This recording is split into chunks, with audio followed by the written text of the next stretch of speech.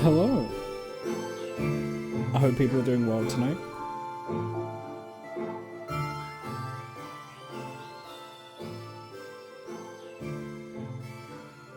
I'm actually looking forward to this. This game looks cute.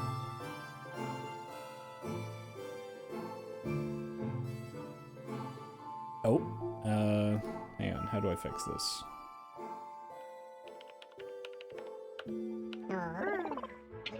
Oh my god.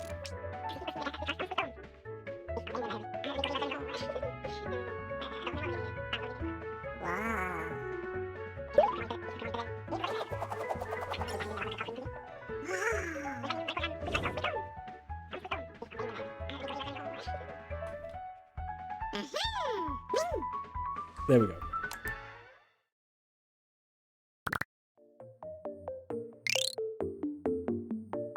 Create a profile to claim your free home squeak home. Oh my god, we get mouse customization straight away. Okay. Fur pattern panda?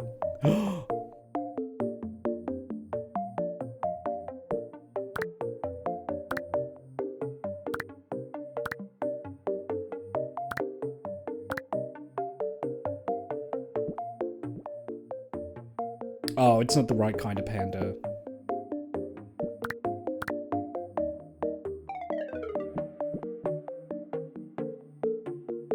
That kind of fits.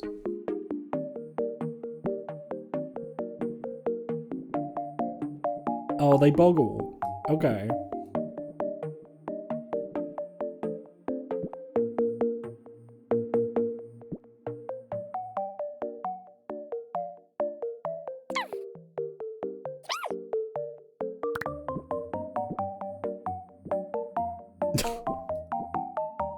Oh.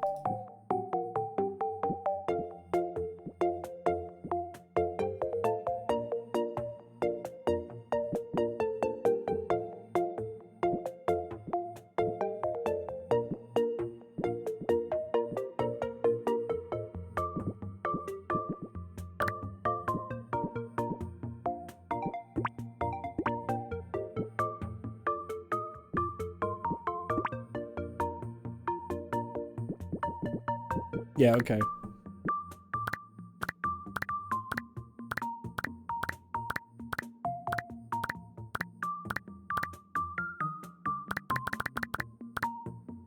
We'll go with Shy.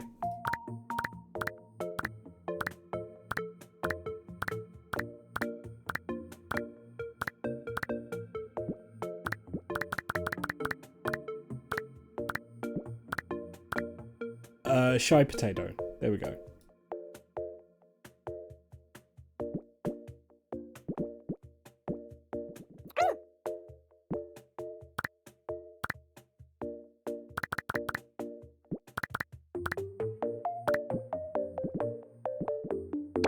Okay, I think I'm done.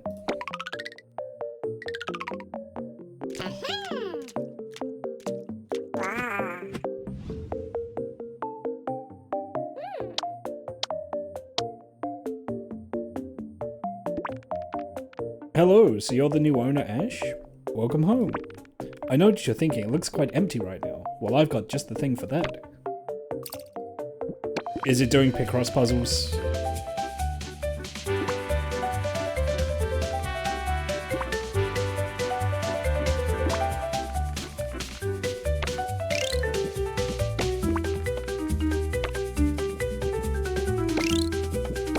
This music's quite loud. Anyway, I love Picross puzzles, so...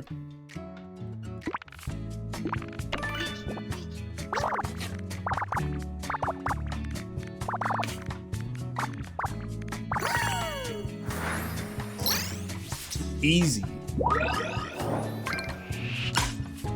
I'll talk... For anyone who doesn't know how to do these, I'll talk through them a bit once I can tweak the music volume.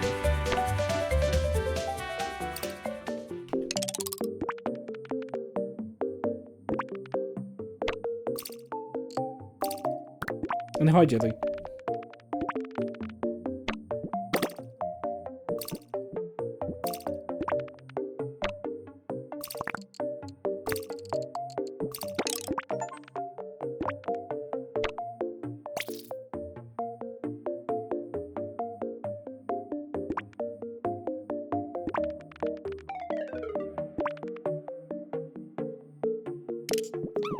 settings. Let's just lower... There we go. Rat time. Hey, Zed. Yeah, so... For anyone that doesn't know how to do a Picross puzzle, these are essentially, also known as nanograms, these are essentially logic puzzles. You'll see a grid, you'll see a series of numbers. Each number corresponds to how many squares in that line are shaded in. So for instance, because it's a 5 grid square, and this is 5, we know all of these are done. If there's multiple numbers, it means there's a gap between them. So there's no gap here for 4, so we know that this must be this.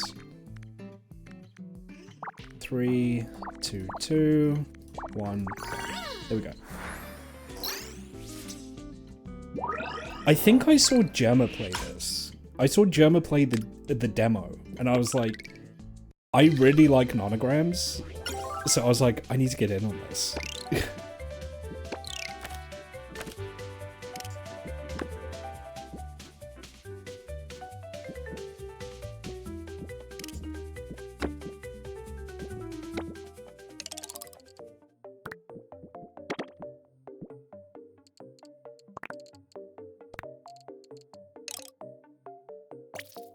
Interact with the box.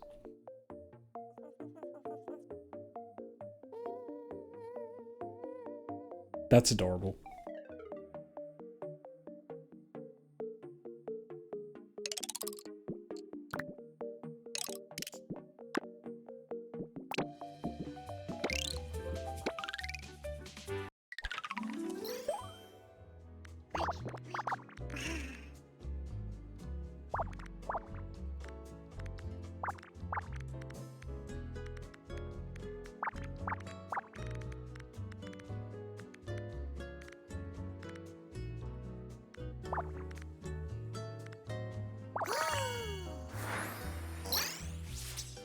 This is such a cute idea.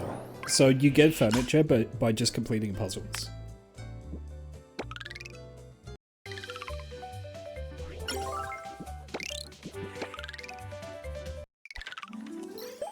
I really like this idea.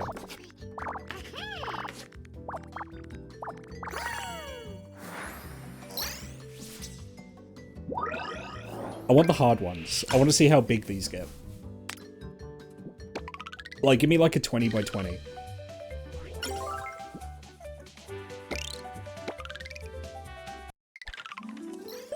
Okay. 8 by 8. Yep. Okay.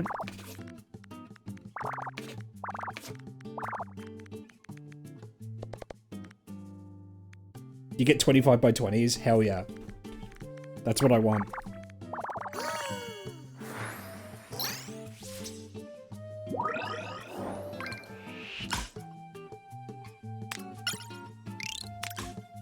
I got a sticker.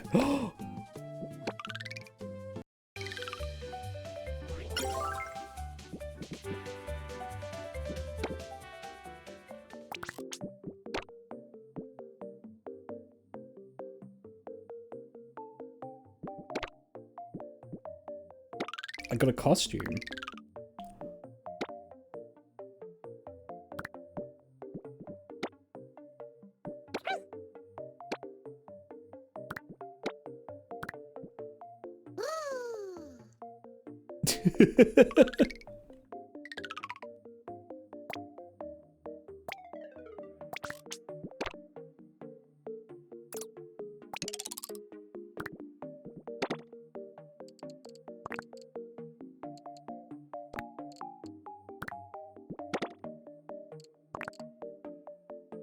Oh, you can like fine tune where you put these. Okay. Oh no, you can't. Okay.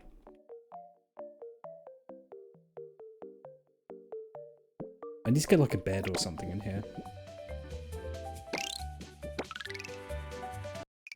You got you to pull yours up for the first time forever. You're stuck on a 20 by 20.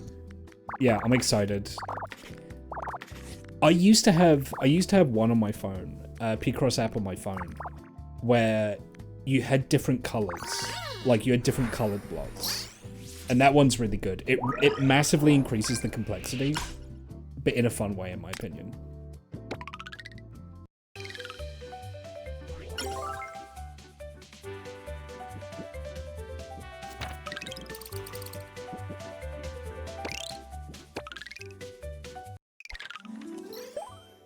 Okay, 10 by 10.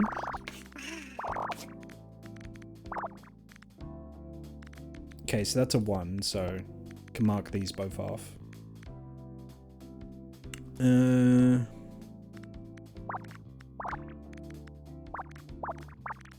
Yep.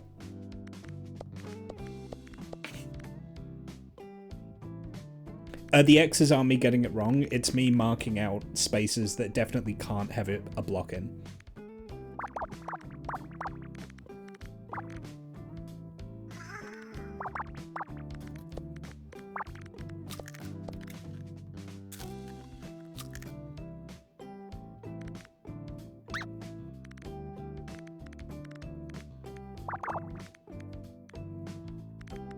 Okay, so that has to be shaded in there.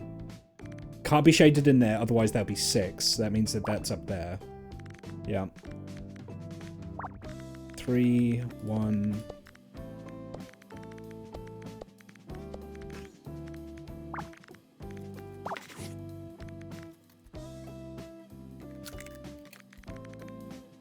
I think that's right.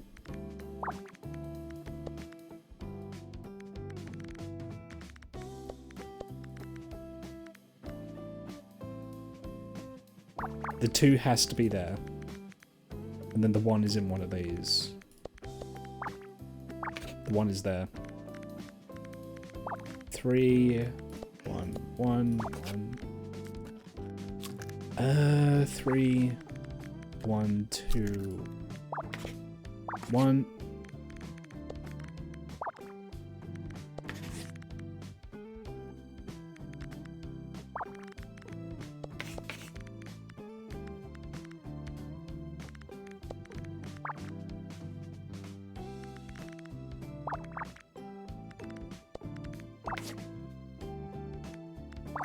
Nothing to it.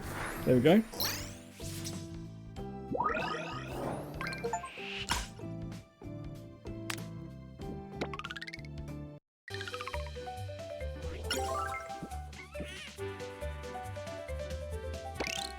Was that a little trans pride mouse in the corner there? That's cute.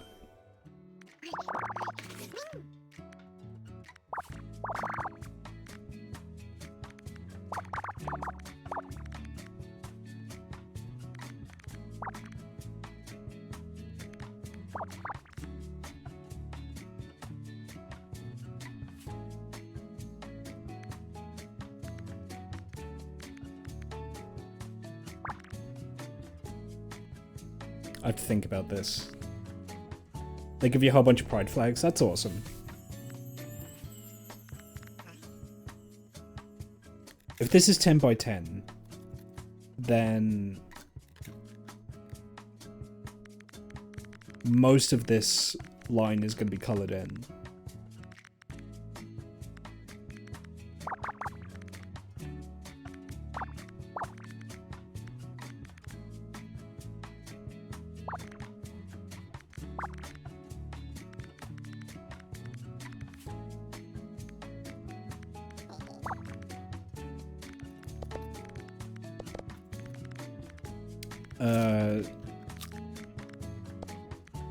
Yeah, that's the only solution that works there.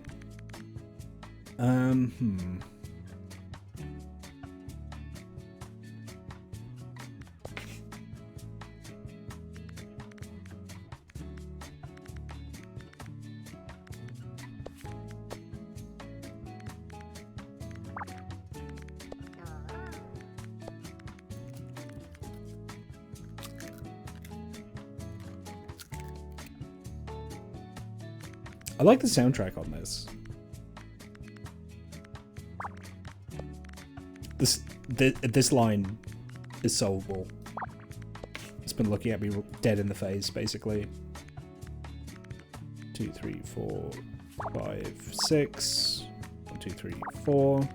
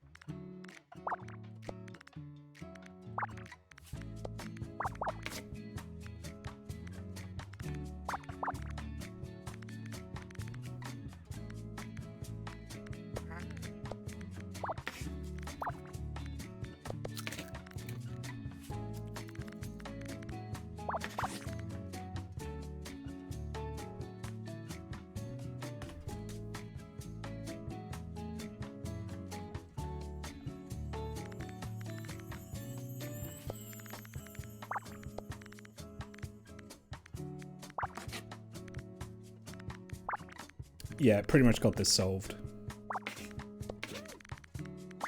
There we go.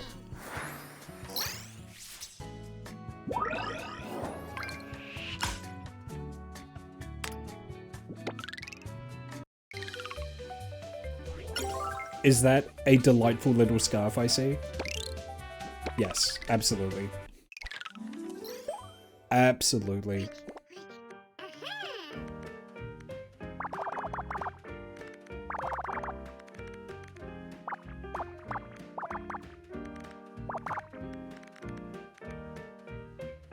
Belle, hello. Has everyone known about Squeakross until me recently? Because I love Picross. I didn't know about this until I saw Germa play the demo.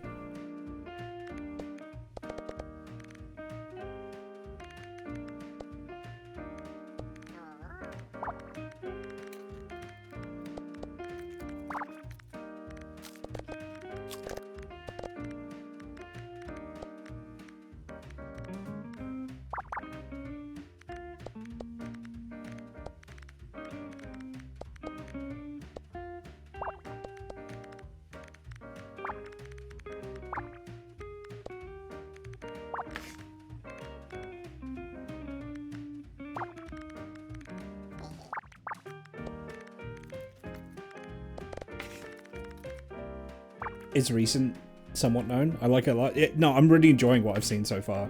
I mean, I love nonograms, so... By far one of the most played games on my phone is just any kind of Picross app. I want the hard ones.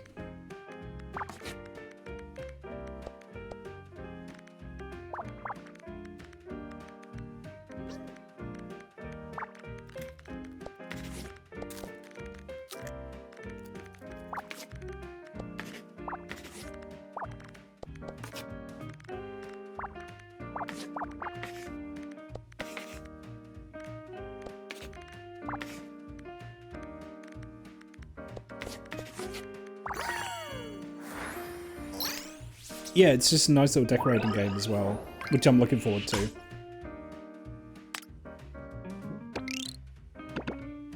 Yes. Absolutely keeping that on.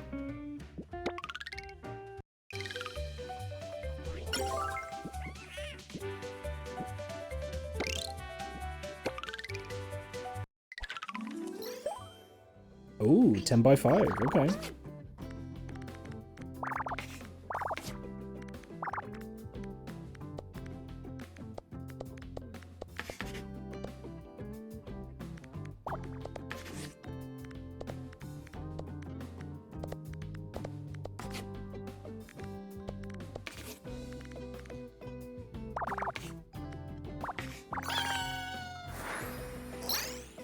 It does look like a bed. I can't deny that.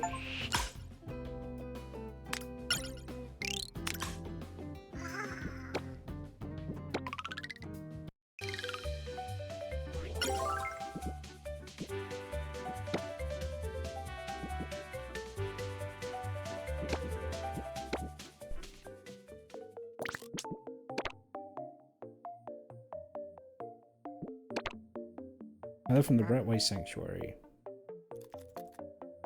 Oh, it's a real life sanctuary. Oh. Oh.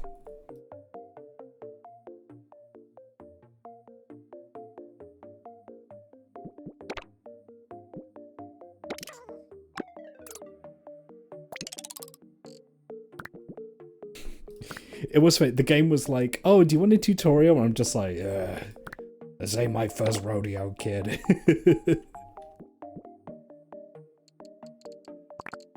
Do not talk to me of the old magics. I was there when they were written.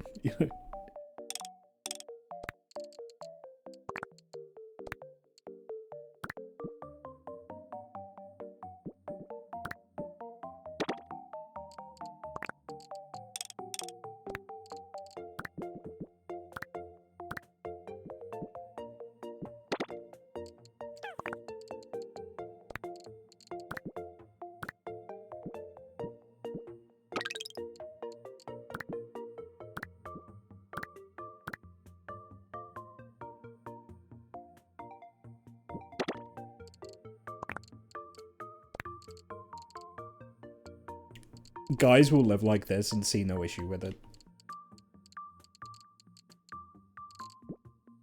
And that's me, I'm guys.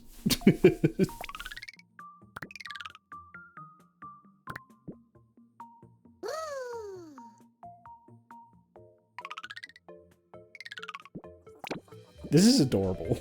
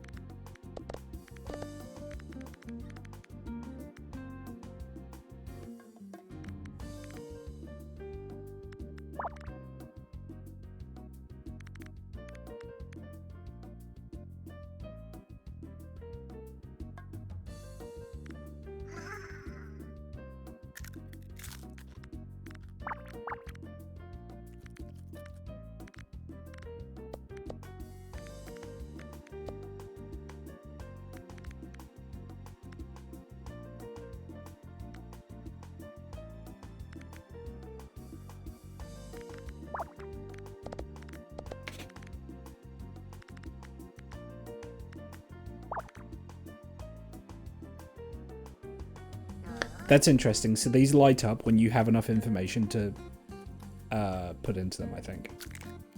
Maybe.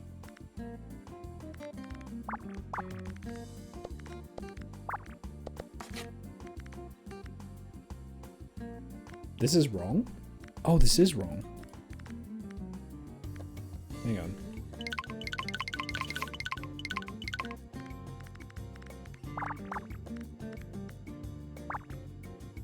Yeah, I've taken a wrong turn somewhere.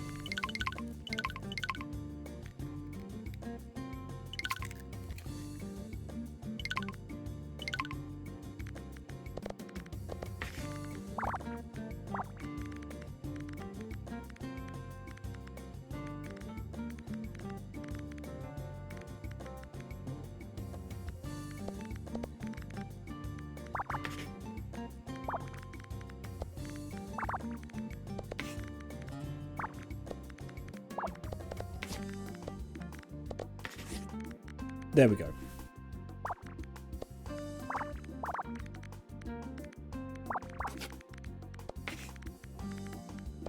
Much better.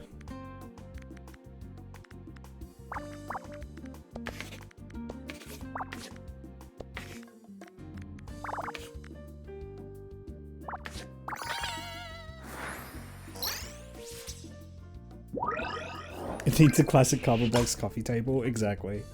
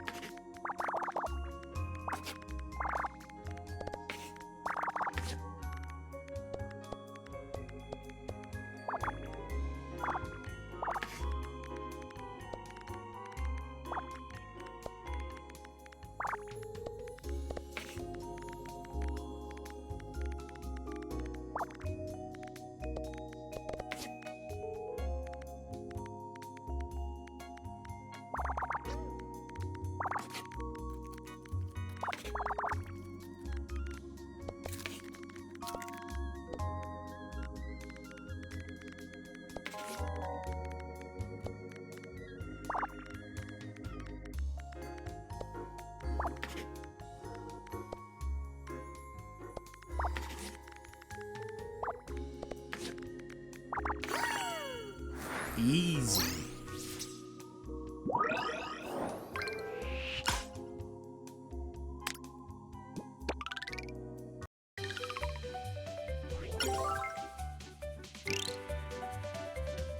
Challenges for color variant. Oh.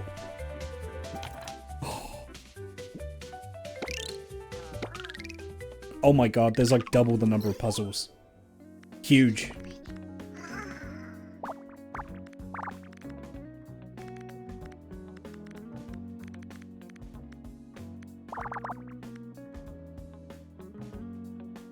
Huge.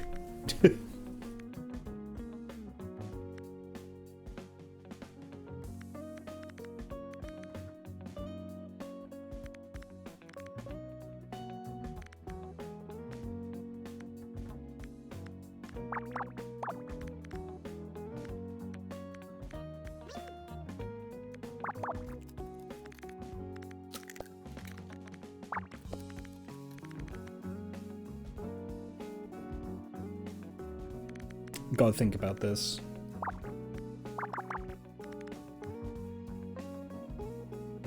I have. Oh shit! You're throwing everything you've got. Sushi, thank you for the raid. We're supposed to be allies, you maniac. What are you up to tonight? I'm playing P-Cross because I'm a grandma. Except it's not P-Cross, it's Squeakross.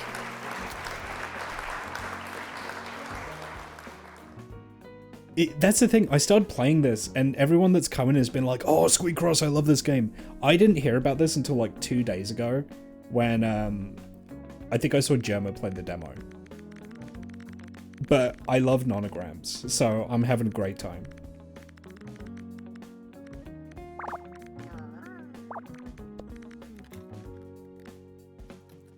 Any kind of P-Cross is peak. It absolutely is. This is by far my favorite, any kind of P-Cross app on my phone. Banger. Absolute banger.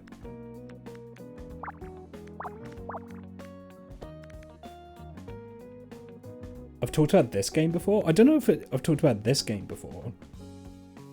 I've talked about P-Cross before.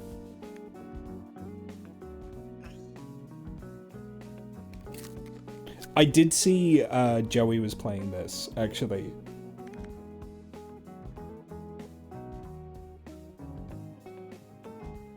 I have done... I don't remember the last time I did a 3D P-Cross. Some of the P-Cross apps you get on your phone have multiple colors, and those are really good, because they massively increase the complexity that you have to work to. I want the hard ones. Like this is more my speed. I want like a 20 by 20 or a 25 by 25.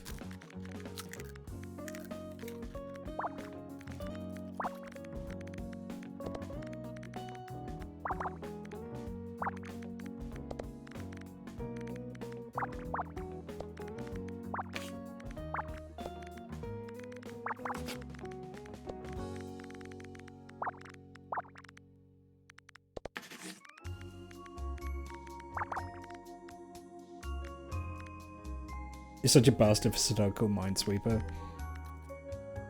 I got bad at Minesweeper. I used to be really good at it. And Sudoku, I wish I was better at it, but I just don't really have the head for it. Okay, that has to be the 4 there. Yeah, okay.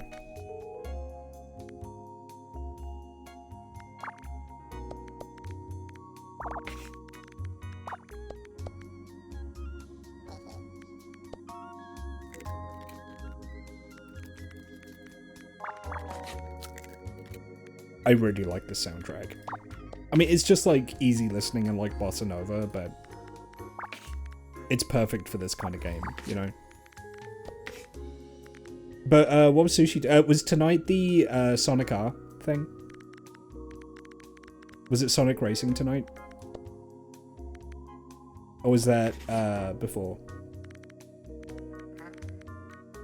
It was. How did that go? Who won?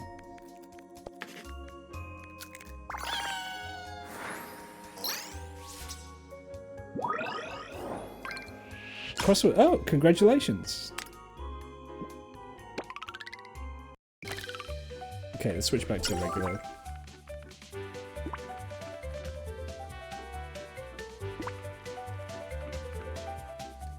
Kokori, Silver, and MDL1. Silver Knight the 1, Kokori and MDL in second. Well, well done. I don't know if Sushi said anything, but I will be rearing my ugly head on Sushi's channel soon.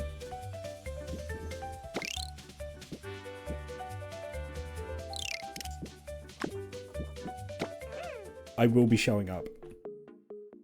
This is a threat and a promise. Aww. Citron, Cotton, and Miel. Aww.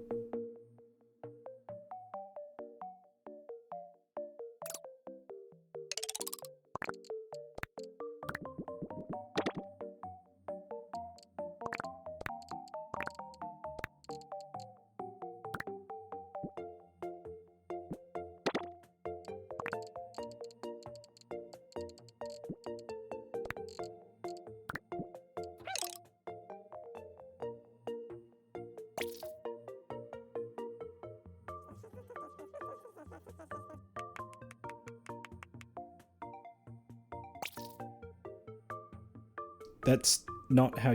Okay. The pillow is... Whatever.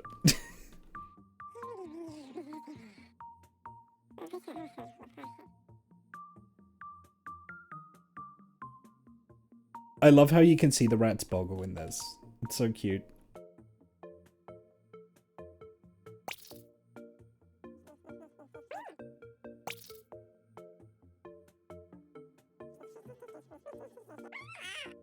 Oh, you don't like the plant, really?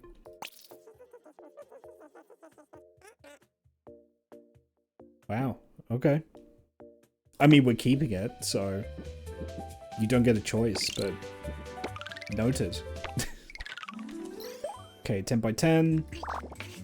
10, 10, 10. 9.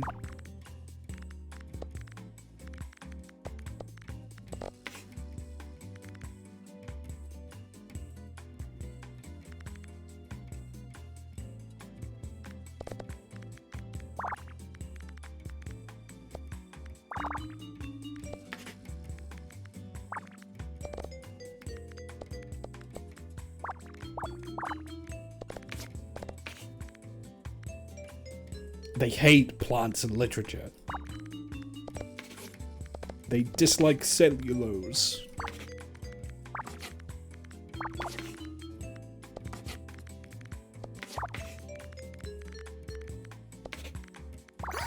Easy game, easy life. Thank you.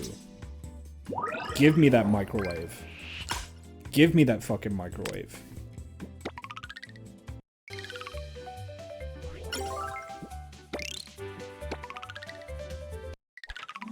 Give me this kitchen counter.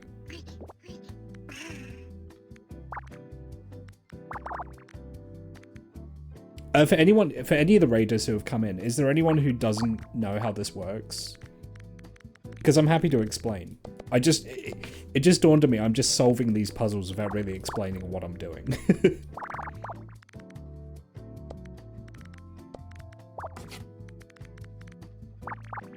Basically, it's a logic game. It's a logic and deduction game. If you do it right, you don't have to guess any spaces. You can infer based on the information the game gives you.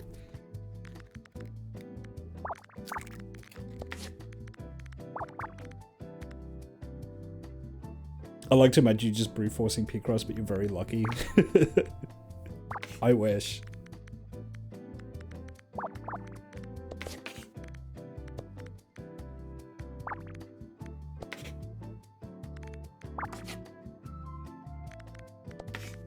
Yeah, I'm just clicking at random.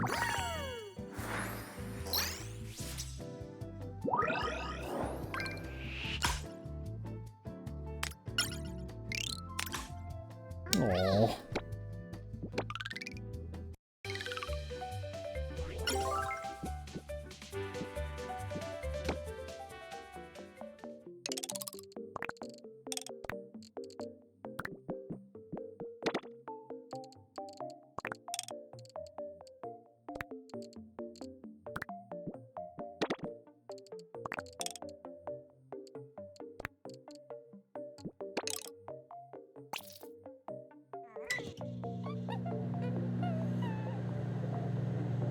That's me in front of my microwave.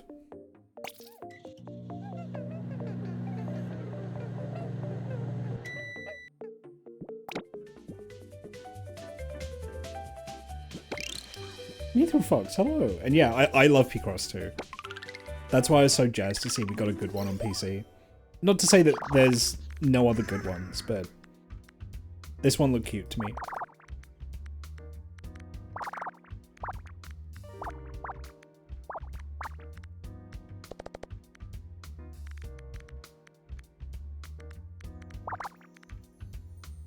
Coyote, hello.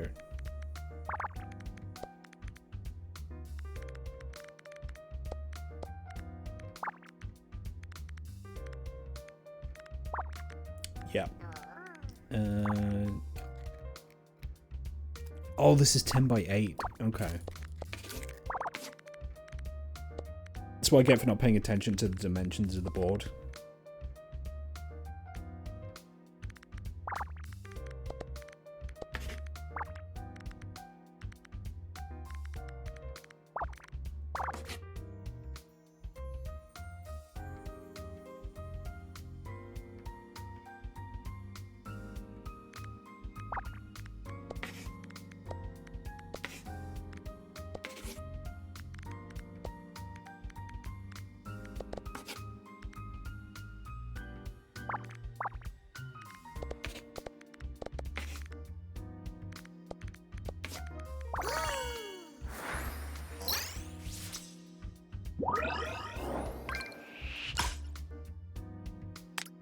Let's see it.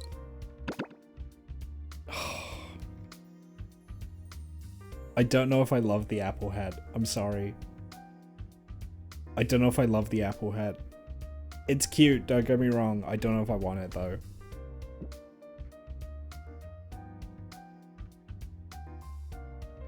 Fine.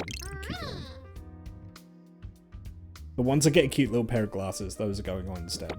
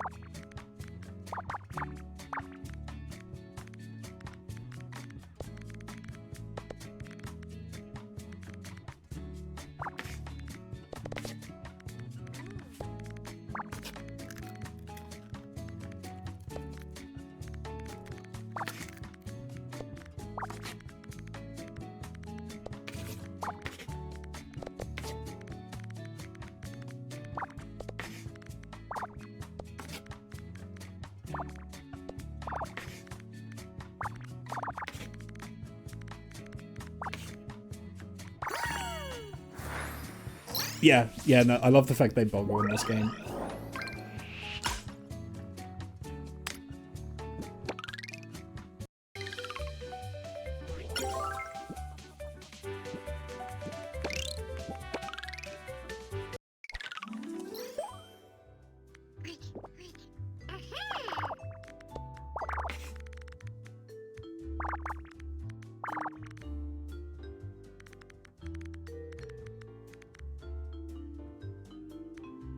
I think that's correct. Yeah. Yeah, it is, yeah. Okay.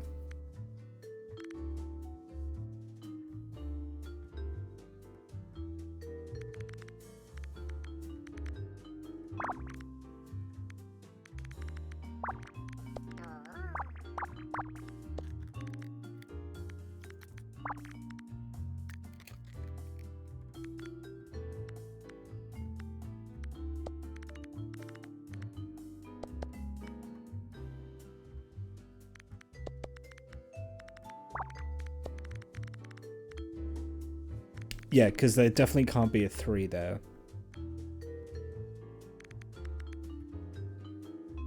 Hmm. 2 space 1 space. Okay, so the 2 has to be up here.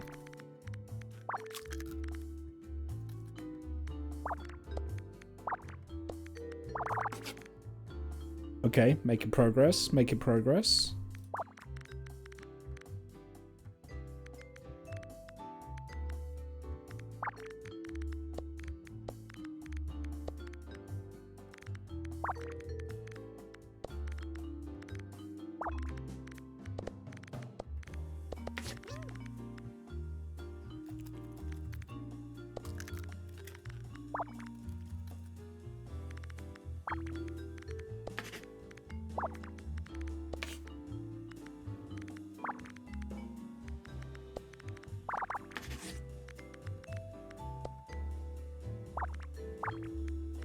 Oop, misclick.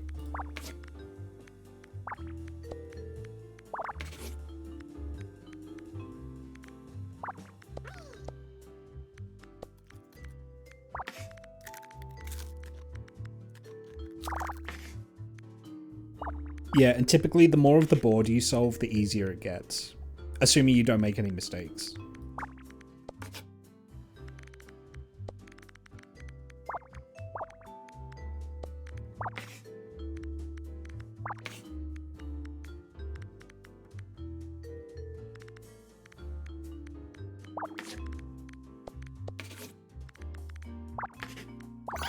There we go.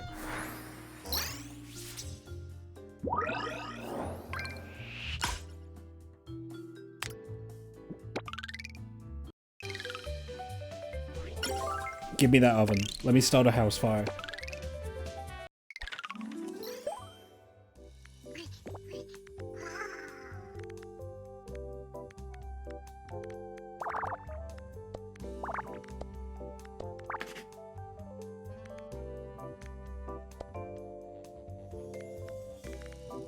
I don't know if I'd call the boggling unsettling, but yeah, their eyes do detach from their heads. I think it's cute.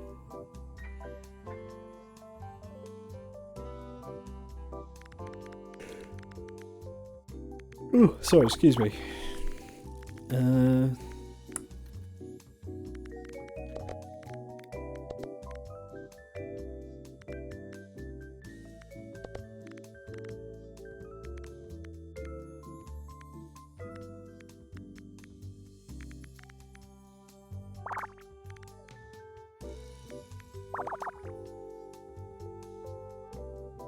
It looks cute, the eye that's facing the camera.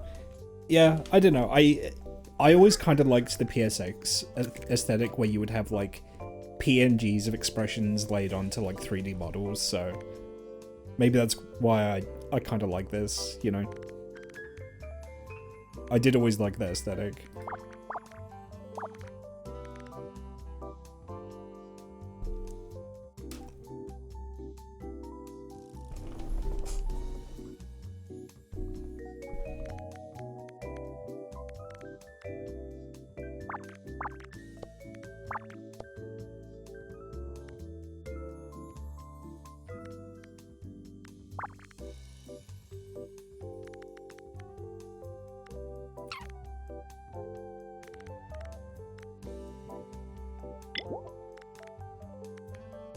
Oh, that's handy. Okay.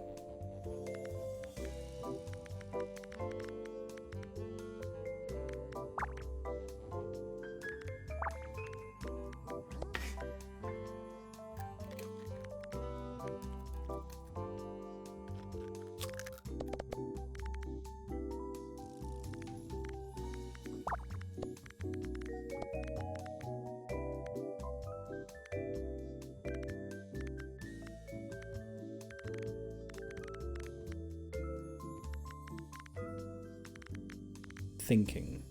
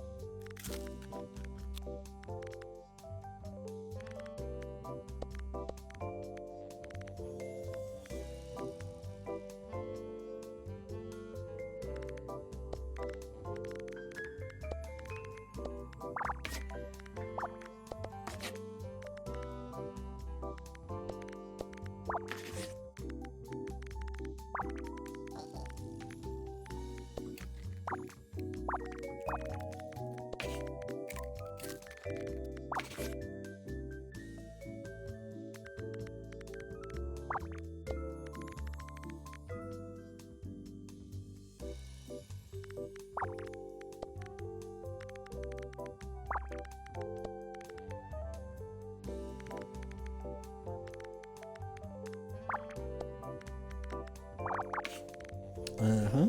Okay.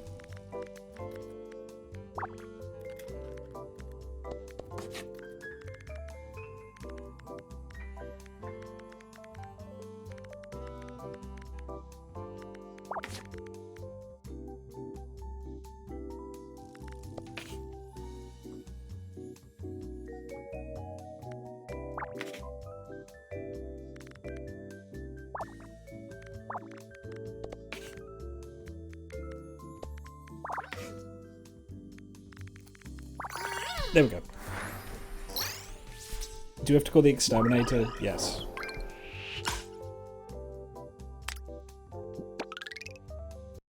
But I'm not calling him for me. I'm calling him for all of you.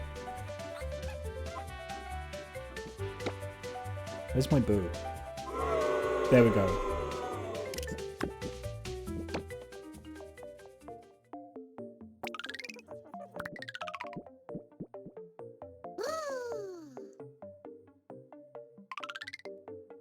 Yay. Rats are highly social animals, need to be kept in groups.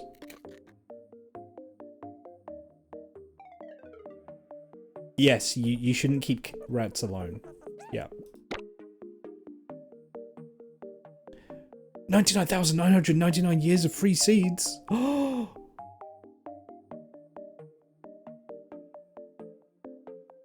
Trusty the rat, you scoundrel. How do I get those free sunflower seeds?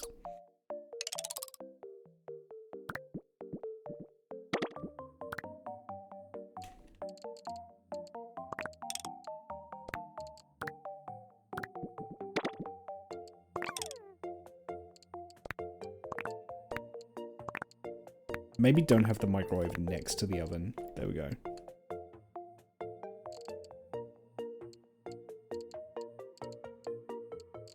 I mean, this living space is coming together.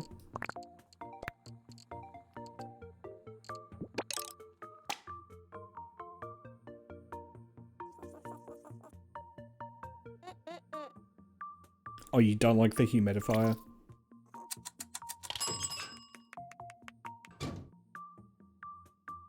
He's just like me, for real.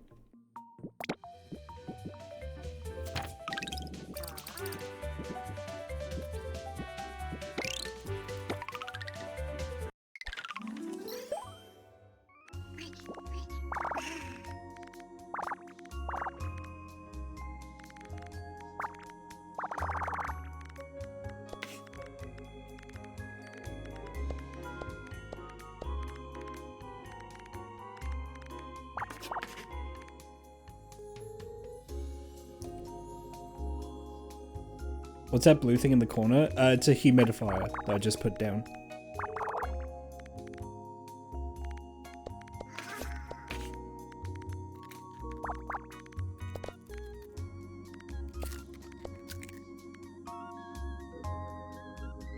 Yeah, I know. I live in Britain. I can't relate. I'm more likely to have a dehumidifier, but useful in some climates, from what I can gather. If only to just, like, prevent nosebleeds and things.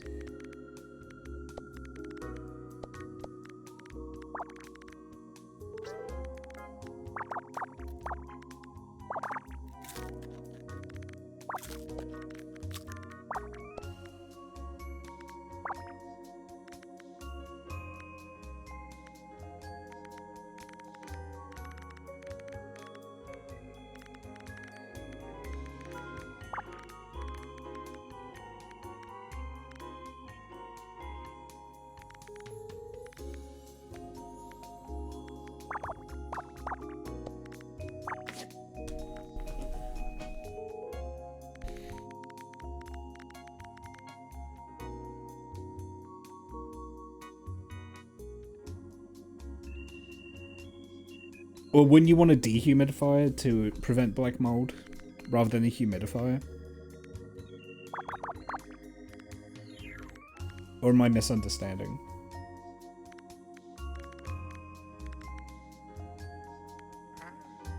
Yeah.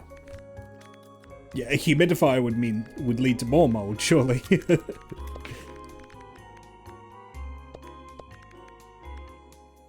Not something you need in Buenos Aires. Yeah, yeah, maybe in winter. But even then, because typically here, you have to open the window to let the humidity out during the winter.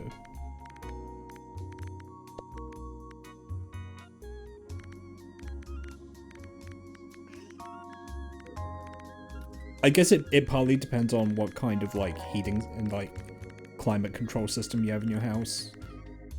Like, I don't know if you need something else if you have, like, an HVAC system or, like, a heat pump, maybe.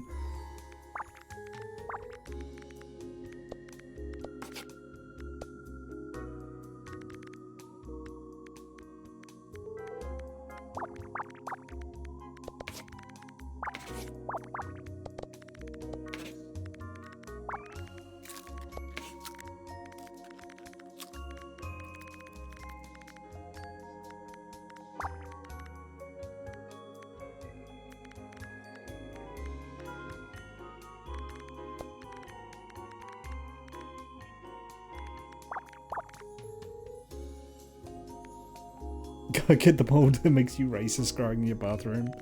Ah, yes, the Scottish black mold.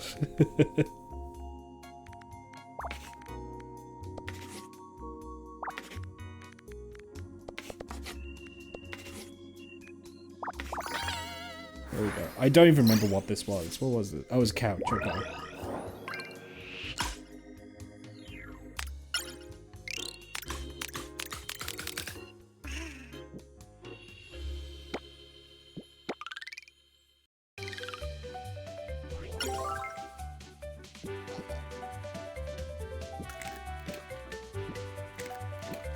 I want that melancholic picture. Is that the sad clown from The Sims? One might find out.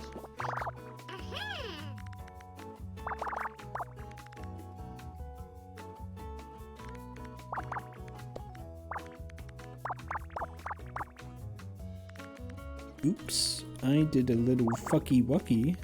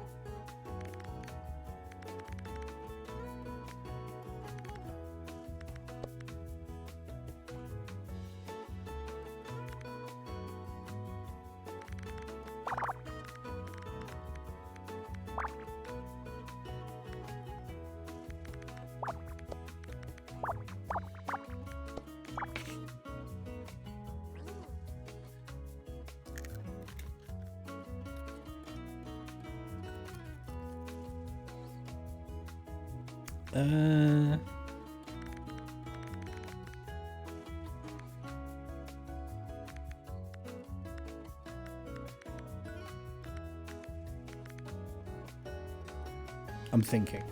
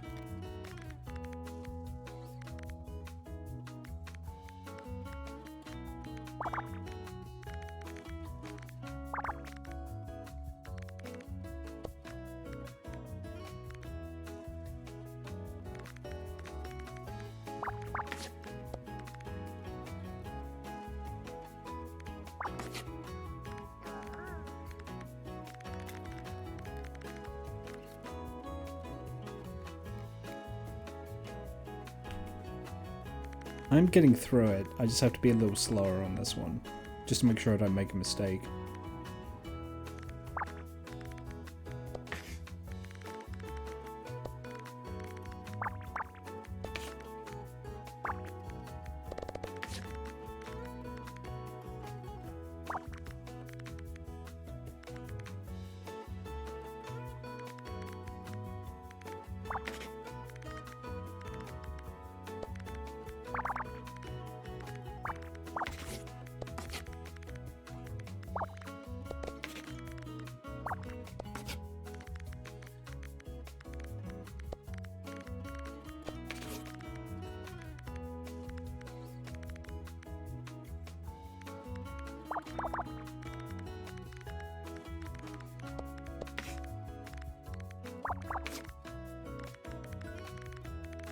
Yeah, almost there.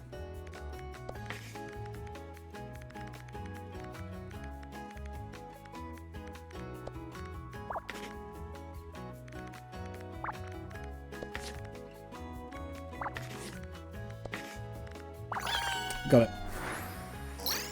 So I was like locked in on that one.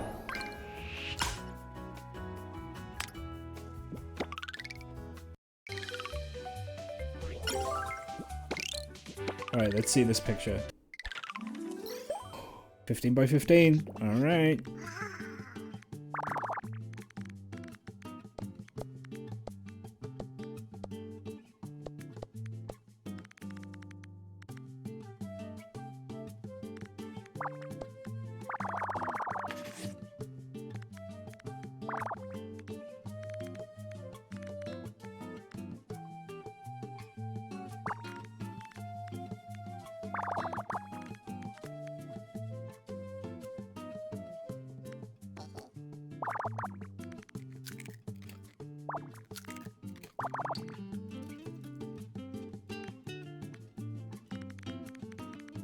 Empty cardboard, let's go!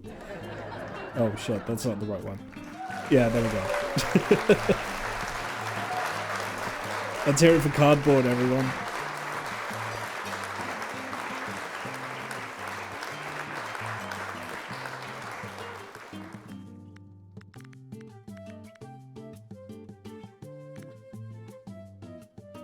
Who's my guest? Oh, this is Rath. This is the rad version of me. Here. Yeah, we're both in VTube Studio together.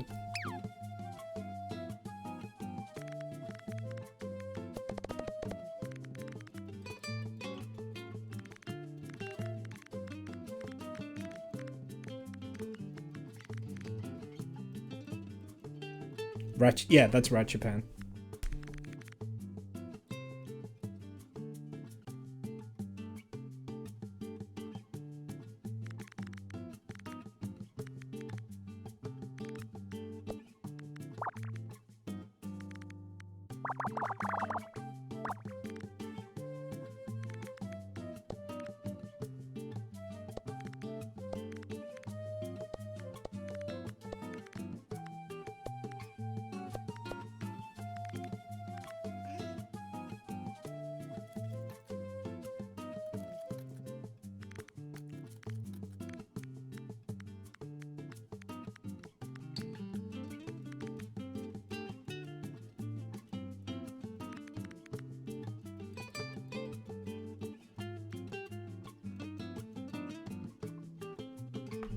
I'm thinking.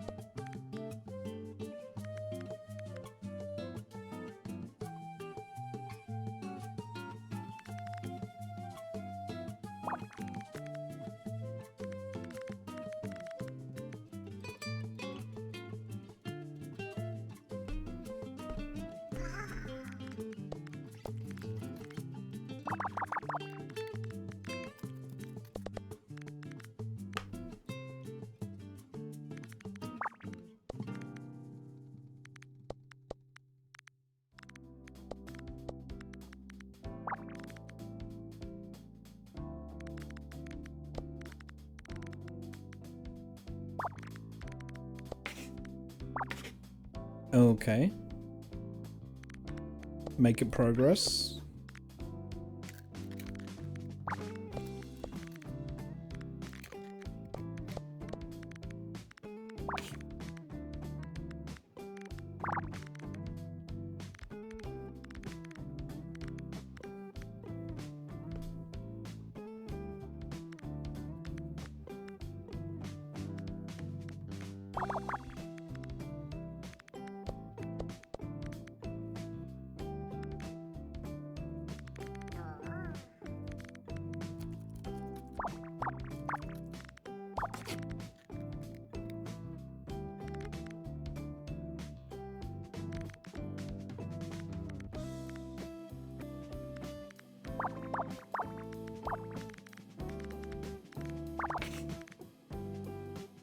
Yeah, getting there.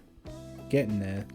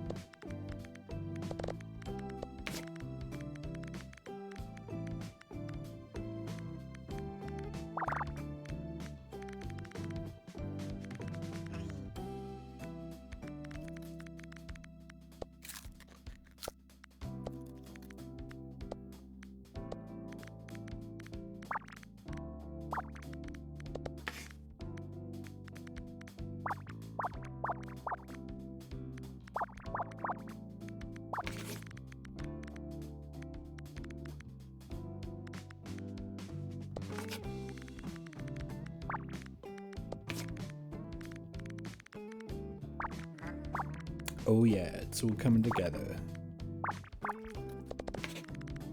It's all coming together.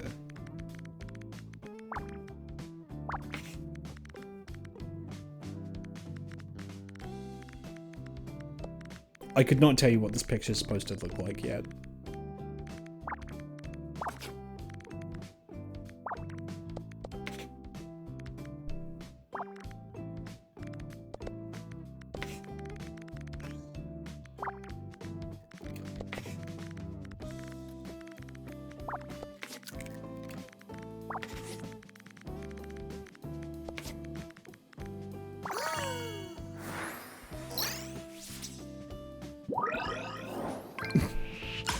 Okay.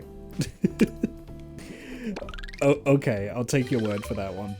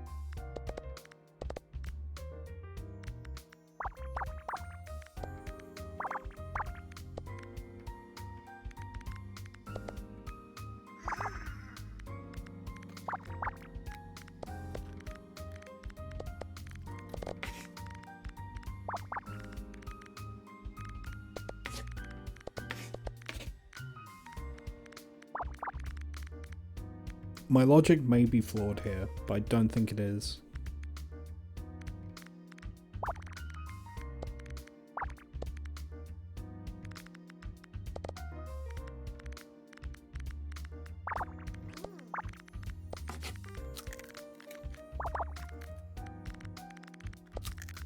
Yeah, I'm pretty sure I got this right.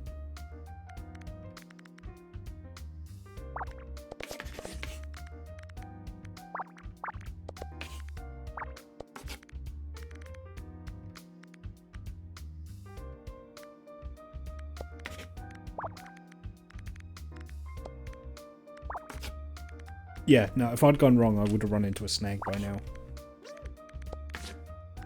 I'm on the right track. There we go.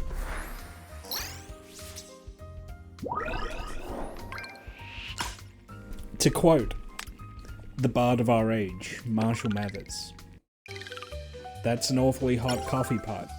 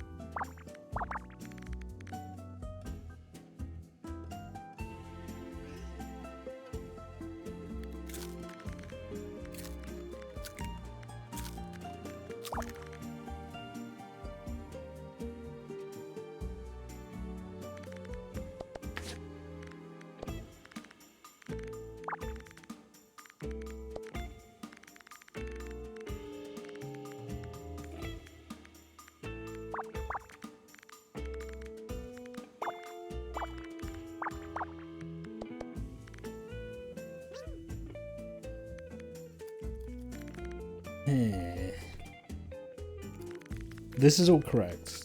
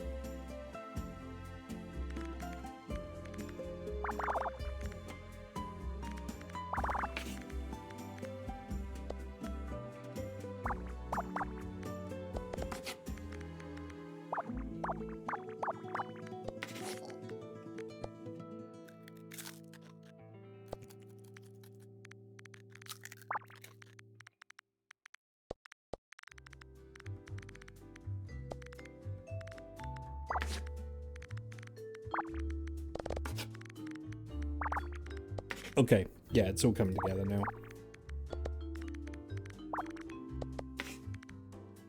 It's all coming together now.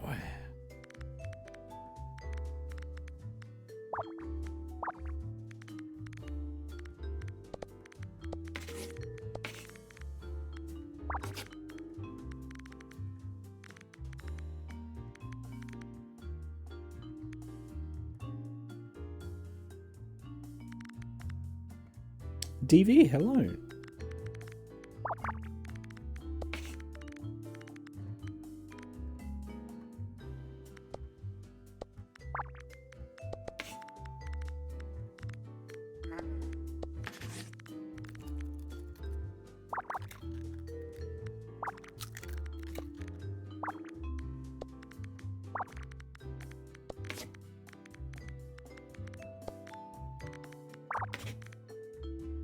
mice in my Picross. It's more likely than you think. So, hello. It's a rat, actually. In an adorable little apple hat, so... I hope you stand corrected. Welcome in, it's good to see you. Alright, what have I got? I already forgot what this was. A bathtub? Let's go.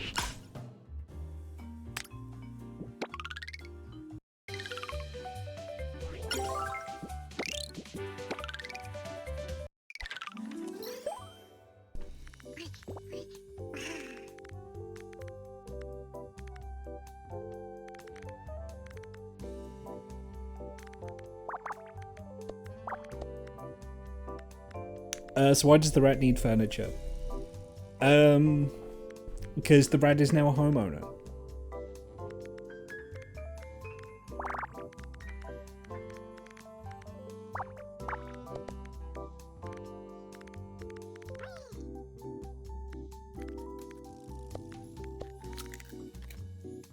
Yeah, no, they got given a house for free, which means that the rat lives in a socialist utopia.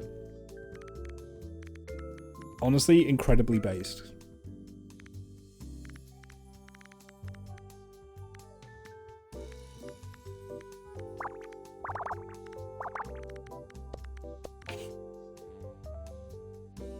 It's the burden of materialism. Yeah.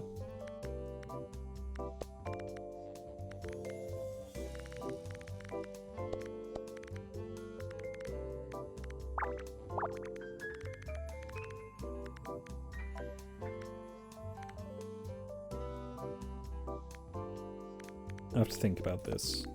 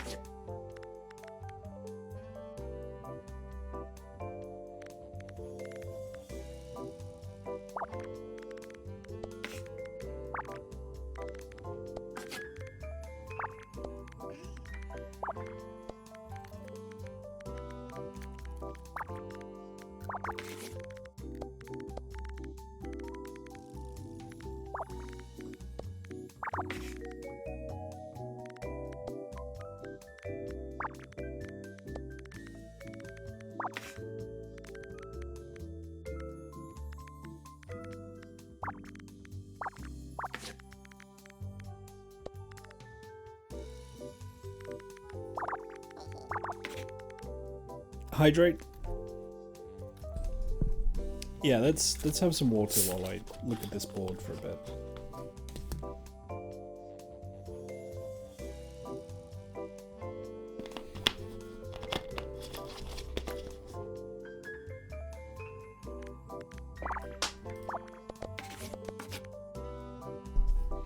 This is what Germa does in his free time. Honestly, when I found out that Germa was a huge Picross head, I was like, he's so real for that.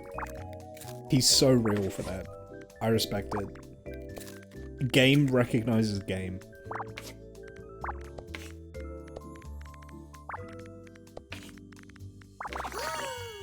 There we go. It's so funny he might be a furry. I don't know if it's in that. I know Fred Knudsen is. And I think H Bomber Guy is as well.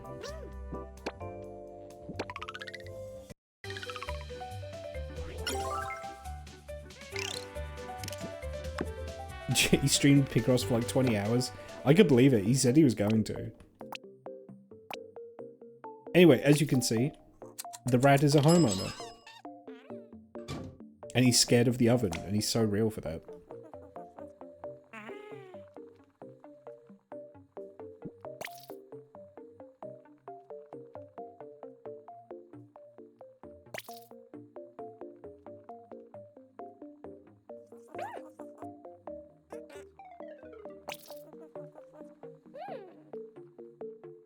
So how do I get this open? 65 puzzles, okay.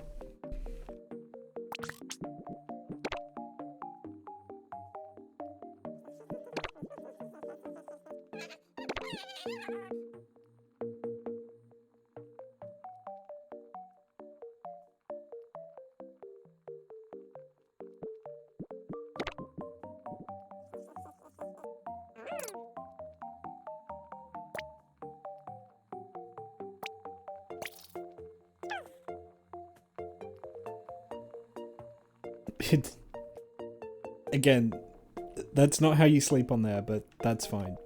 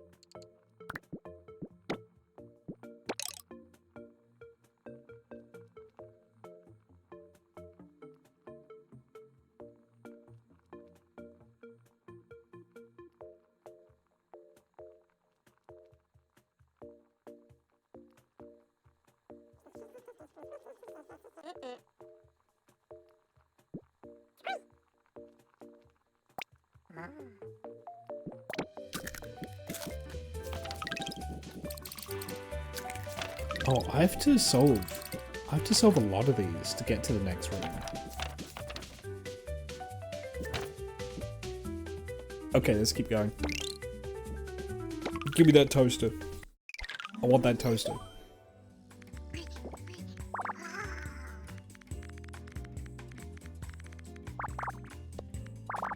Oh, I don't... Have you guys all seen the latest drama with Monster Hunter Wilds? I didn't think this was real when I first heard about it, but apparently it is.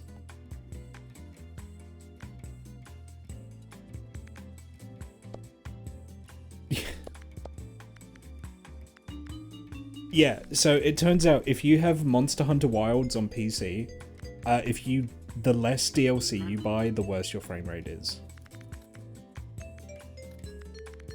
I think specifically if you have the Steam version. Buying DLC gives you better frame rates on PC. Yeah. So it turns out what was happening was the game was doing DLC checks, and it's meant to check like occasionally, but they fucked it up somehow, and so it contacts the Steam API like hundreds of times a second, and it just adds a bunch of CPU load onto your computer. So presumably when the devs were testing it, they had all the DLC, so it wasn't doing those checks, so their frame rate was fine. And it's just like, man, good job. I don't think it's a conspiracy. I don't think they meant to do it. But yeah, that's one of the many reasons why performance is as bad as it is on PC.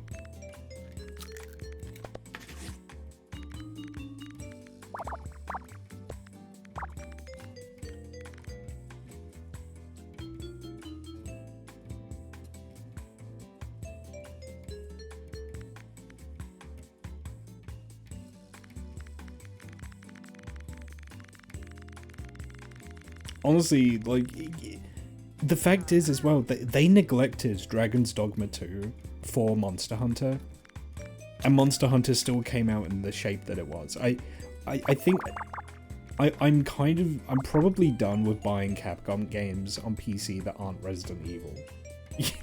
You know? Because the Resident Evils on PC are typically pretty good.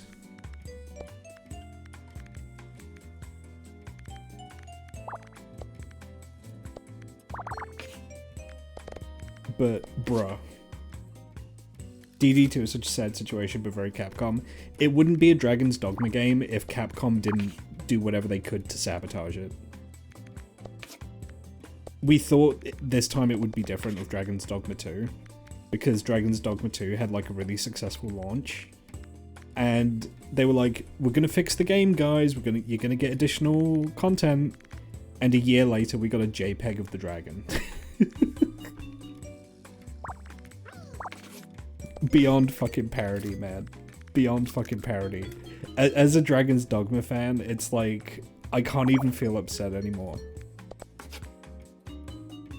Dragon's Dogma is Berserk for PC RPGs, because in Berserk, you suffer alongside the main protagonist. It's the same with Dragon's Dogma.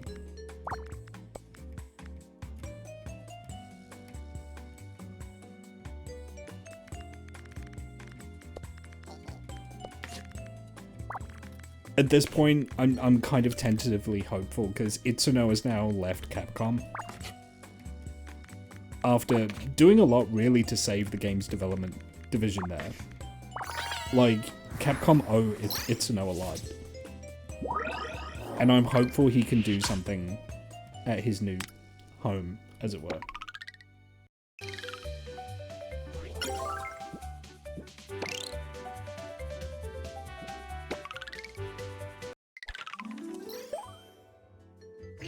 DD2 is suffering. I really enjoyed DD2, and the endgame is fucking ass.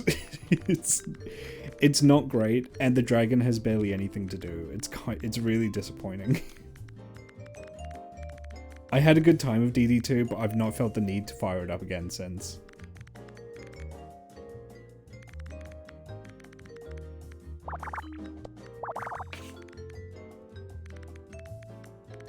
I think really the only thing that would get me back to Dragon's Dogma 2 is if there was like a crazy mod for it or something.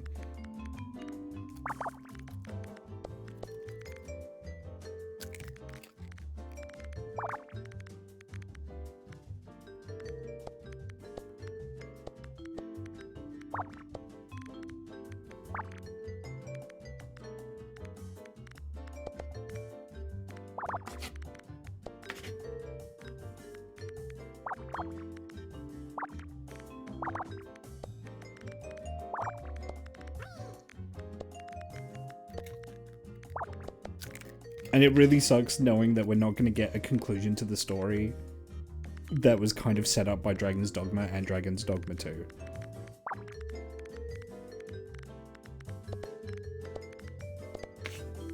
Because there was a bunch of like cut content from the first Dragon's Dogma. I was like, oh, there's clues that we'll get to explore that in Dragon's Dogma 2. It's going to be great. And then, nope.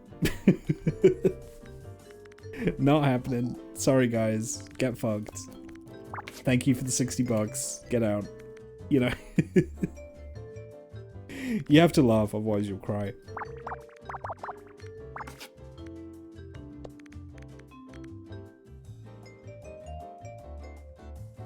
DD1 was very replayable, yeah.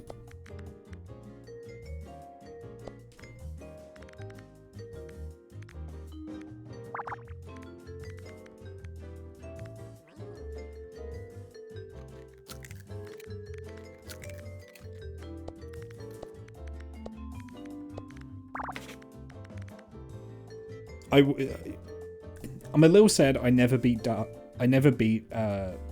Bitter Black Isle on stream, just because Dark Arisen is so tough compared to base game Dragon's Dogma.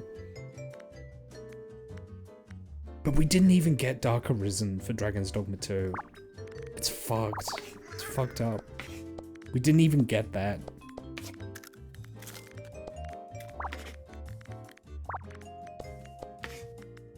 And then it was just because, like, the reasoning from everyone at the time, including me, was just like, oh, Capcom don't care about Dragon's Dogma. They just care about Monster Hunter. And then Monster Hunter Wilds came out, and that came out in a really rough condition. And it's just like, what are you doing, Capcom? What are you doing? Like, it's like they hate us specifically. And I remember actually, because I tried to stream Street Fighter 6, and I remember crashing out because the world tour is so poorly optimized. It's like virtually unplayable.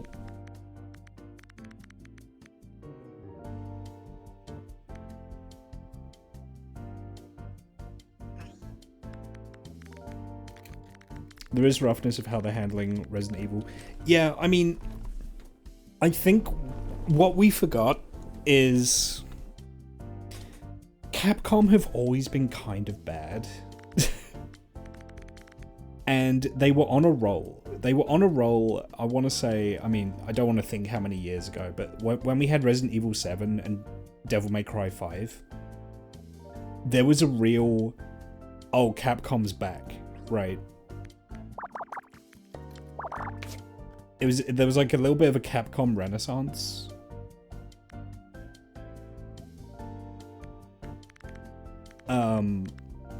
Because Devil May Cry 5 fucking whips ass. Such a good game. Resident Evil 7 was a bit of a return to form for the series. We had a run of very fucking good first-party Capcom games. And then we were like, oh my god, did Capcom just decide not to be a shitty company? And then it began. The natural order reasserted itself. And then it's like, oh right, it's Capcom. Okay. I hope the Mega Man fans will be eating well. That's all I'll say. Because I'm starved. I'm a fucking skeleton down here.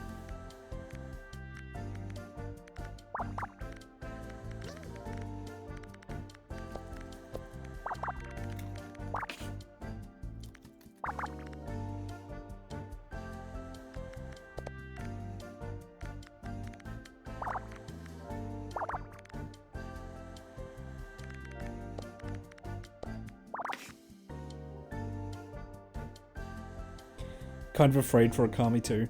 I don't blame you. Honestly, I'm highly skeptical of any kind of first party Capcom title at this point.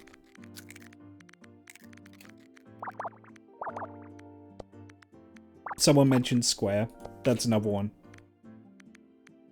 Square is a company that just seems to do its best to just fuck itself over. I don't understand it.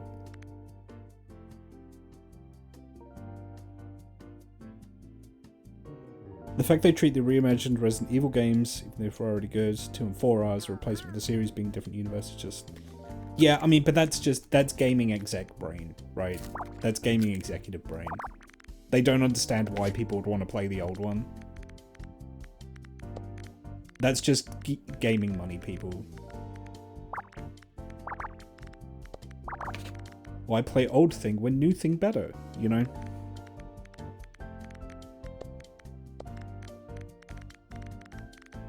Like, you almost can't pay too much attention to those people, otherwise you just go insane, you know?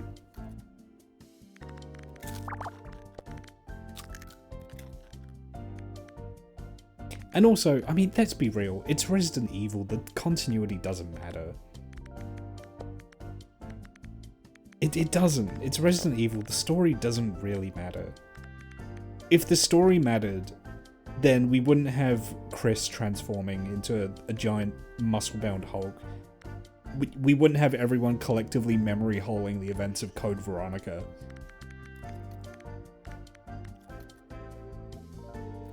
The Resident Evil continuity is super tight, what do you mean? Wesker came back to life, like, twice, right? Like...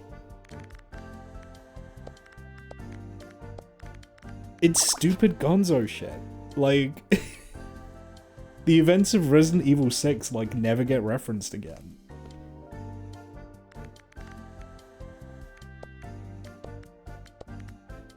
Ashley Graham, like, ceases to exist after 4.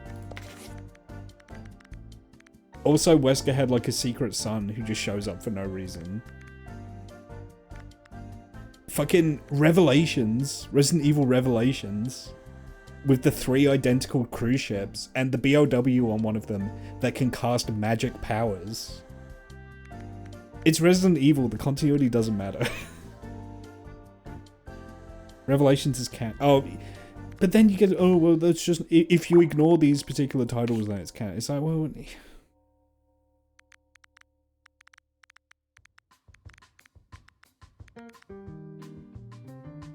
Yeah, I mean, how does Heisenberg know about the boulder punching? Right?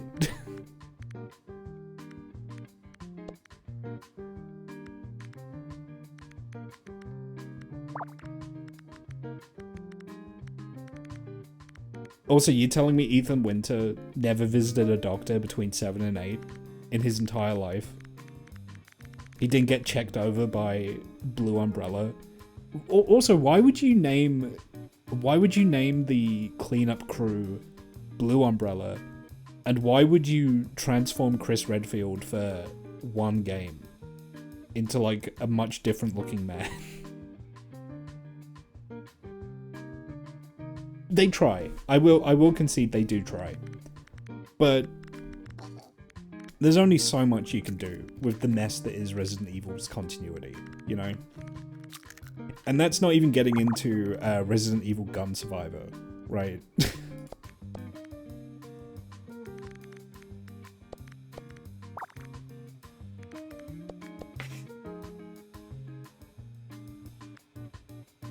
That's the thing, like, there's overarching stuff, but at the end of the day, the series knows not to take itself too seriously, and I think that's the correct thing to do, right? Resident Evil is silly. It always has been.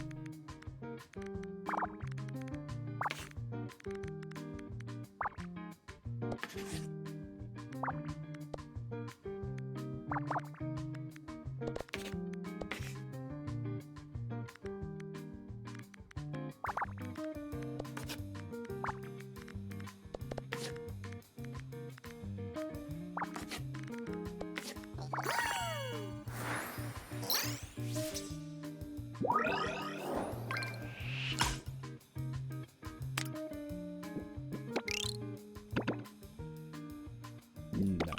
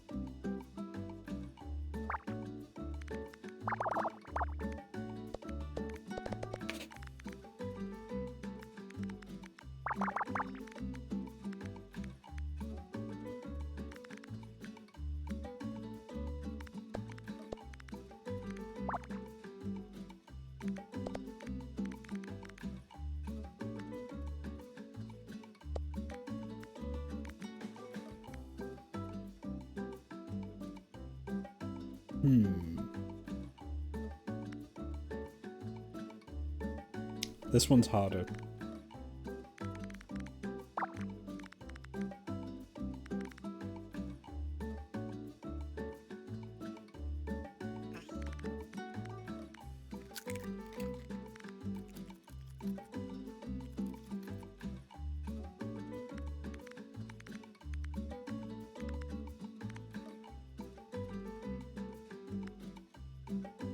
What the fuck?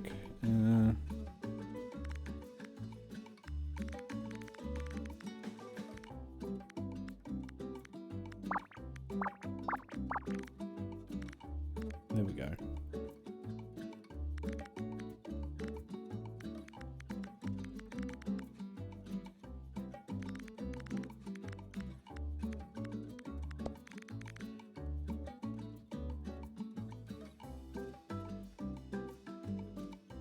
I mean, yeah, it takes some things seriously. Something I always found a little silly is Leon falling as madly in love with Ada Wong as he does, considering they barely met each other. That's always a little silly to me.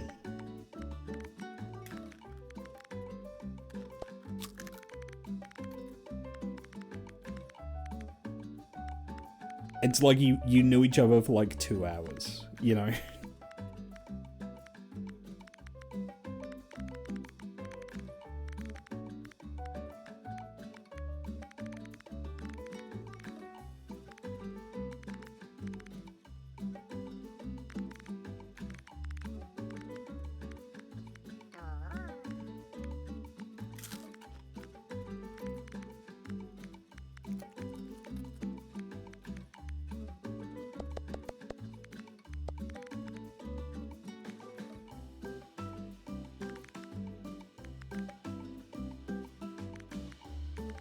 And I've spoken before about how I actually quite liked Resident Evil 4 Remake, but I did not like a lot of the voice direction in it.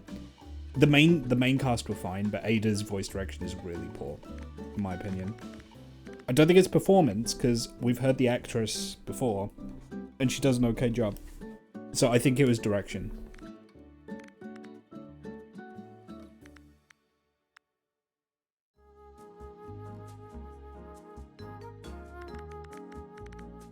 Leon's voice actor's good.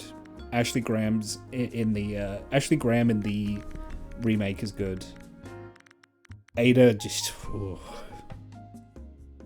all the scenes she has with Leon, they have no chemistry. It drives me insane.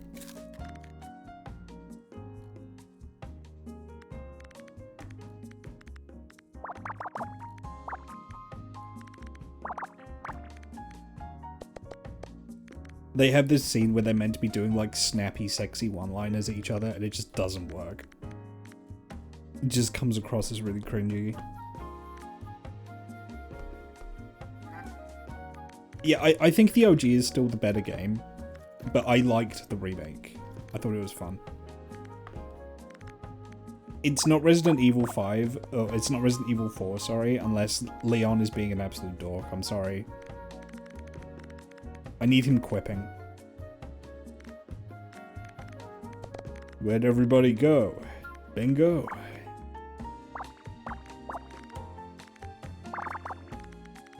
That being said, remake Luis, straight upgrade. Much better than OG. If you could give me the OG, but keep Luis from the remake, I would be happy. Your right hand comes off. At first, I didn't like Luis in the remake because he kind of looks a little bit like a sex offender, but he really grew on me.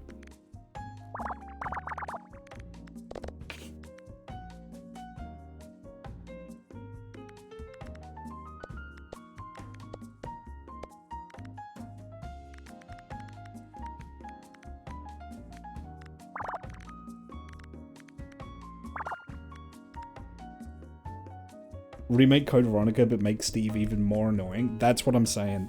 I don't think they'll ever remake Code Veronica, but if they did, I would be astounded to see how they handle Steve. We did lose out on Luis saying the big cheese, but man. What were they trying to do with yeah, no, remake Krauser was weird. He's like barely a thing, right?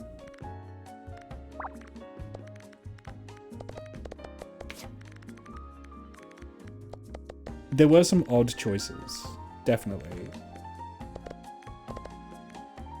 Yeah, Krauser lost his source, as did not Sadler, the little guy, the little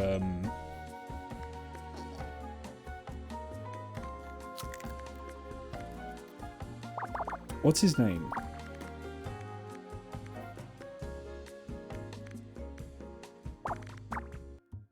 Salazar, thank you. Salazar lost some of his source as well.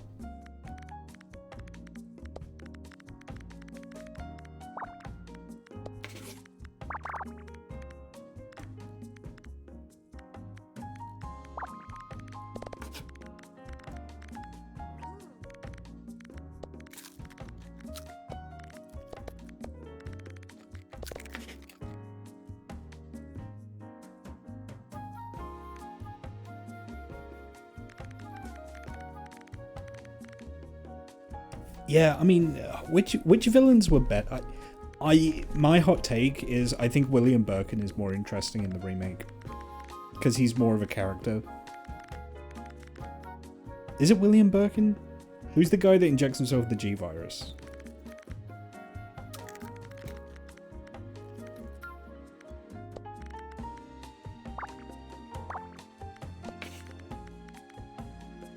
Chief Irons went from Superman settling to angry yelling man. Yeah, I mean, that I can kind of understand because he's meant to be this kind of overbearing, threatening presence to Shelley. So I understand that decision they made. They did a great job with the Merchant, the remaster. Yes, he I will miss the original voice acting for the Merchant, but I buy the remaster or the remake version as an actual Merchant.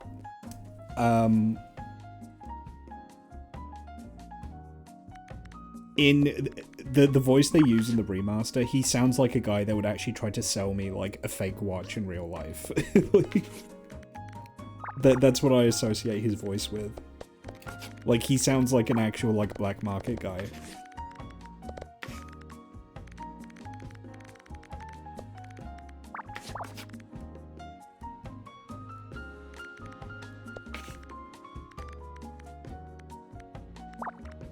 But honestly, what really made Remake for me was just Leon and Ashley having much better chemistry of one another.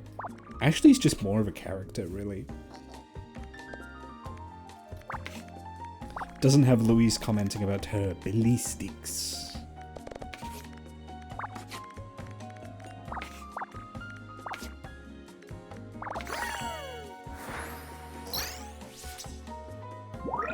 Yeah, I've kind of warmed up to OG Ashley over time, but I like Remake Ashley a lot. I have. Oh shit, Joey! You're throwing everything you've got it. Rat Squad, welcome in everyone. We're supposed to be allies, you maniac. I'm here to eat cheese and build furniture. I'm all out of cheese. How you doing? What are you up to tonight?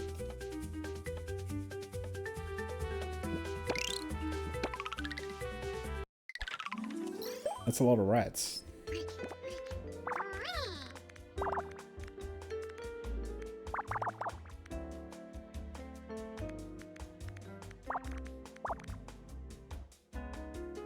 You're playing some Morrowind. How did that go? I love Morrowind. I've streamed Morrowind a lot recently. Not so recently. I have streamed a lot of Morrowind.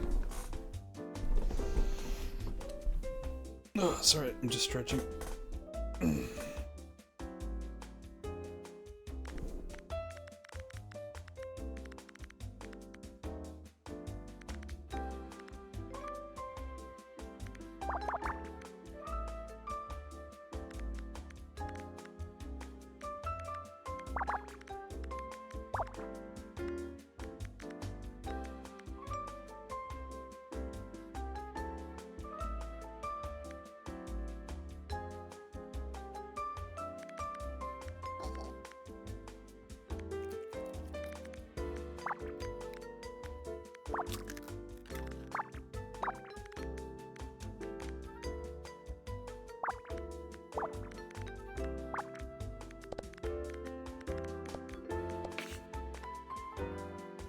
I will stand by Wii Resident Evil 4 being my favorite way to enjoy it.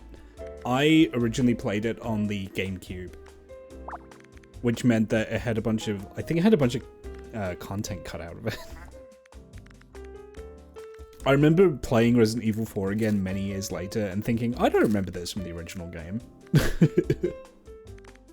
Yeah, sorry, we were talking about Resident Evil before the raid came in, because we were talking about how Capcom sucks. Because we were talking about Dragon's Dogma. It's been a real, like, flow to the conversation.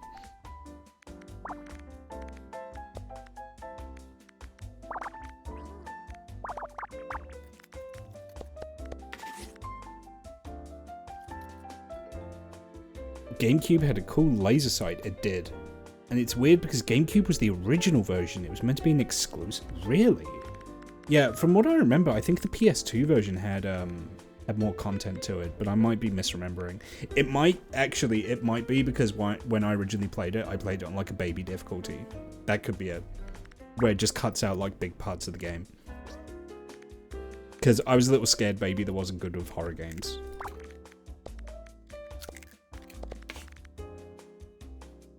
PS2 did have separate ways, okay.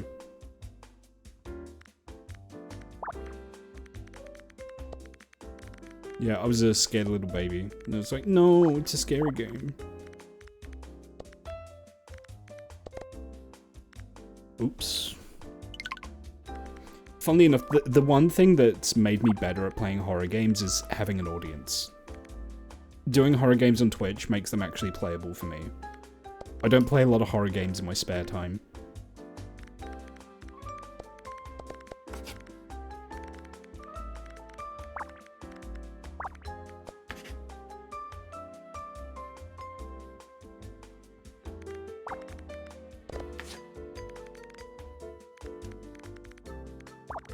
Funnily enough, I was talking with, oh, Judge.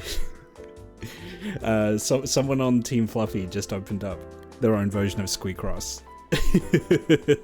Someone who has been in this chat. I was talking with Sushi today, actually, about the PS2. Oh, it was Joey, yeah. Just because I do want to stream PS2 games. I need to look into getting that set up. Just because, what a good catalog, right? Pretty much anyone could get a PS2 dev kit, and the console flourished as a result of it. Like, nothing convinced me more that console exclusives are bullshit than just third-party titles on the PS2.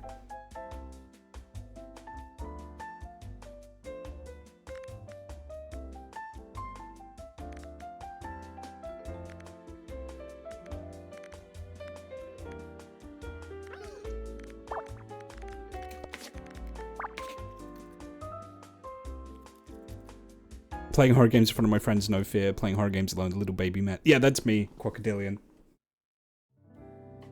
Streaming Gregory Horror Show was one of my favorite times. I've never heard of... Hang on, let me look this up.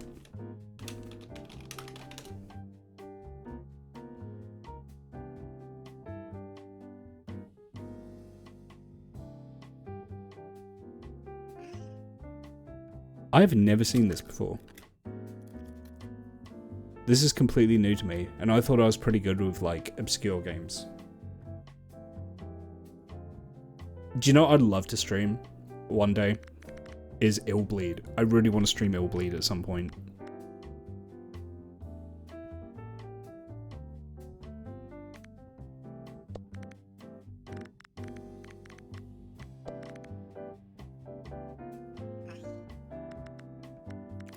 Because what a bizarre game. The thing is, Illbleed Twitch safe?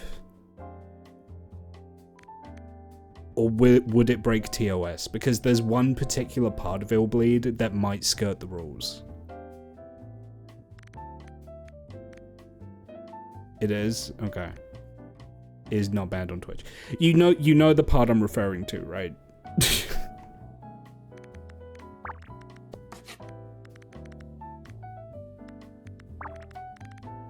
There's some very questionable stuff in Illbleed.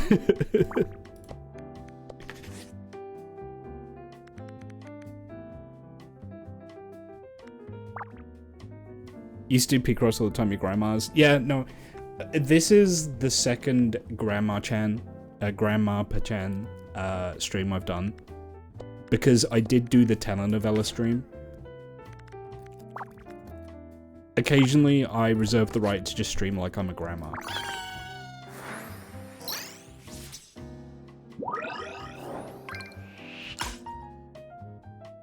It's not, if it's not banned, it's not modded, it goes, so, okay.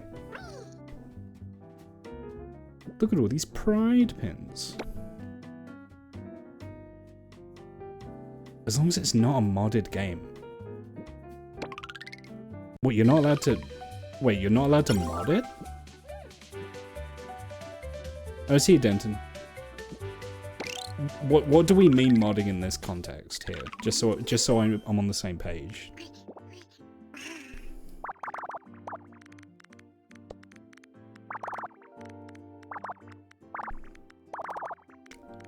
I actually and speaking of like grandma streams, I really enjoyed the telenovela stream. That's one of my favorite streams I did last year.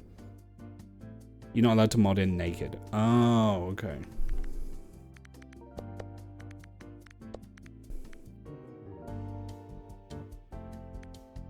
Someone plays a Serious Sam mod Blade Runner, and it has the purple naked hologram and shows a nipple for 0.1 seconds. Oh, I get you. Okay. I understand now.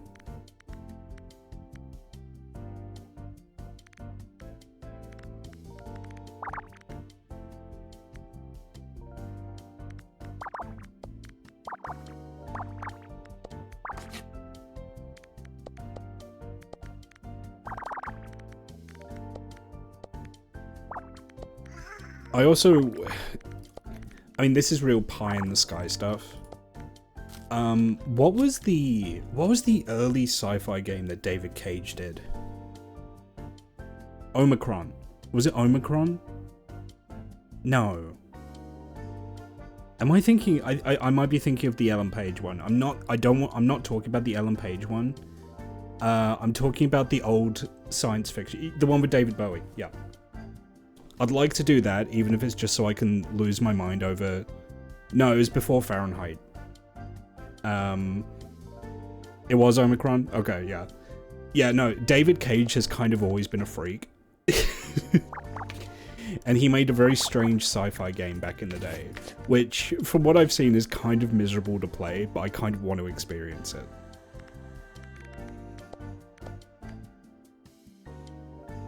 Yeah, the thing is, David Cage is a creep. Like, so if I did stream it, it would very much be for the purposes of just dunking on David Cage.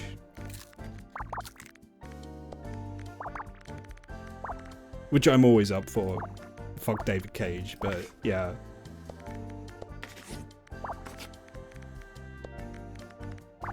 Yeah, no, to what I'm sure will surprise no one, David Cage has always been a pretentious weirdo.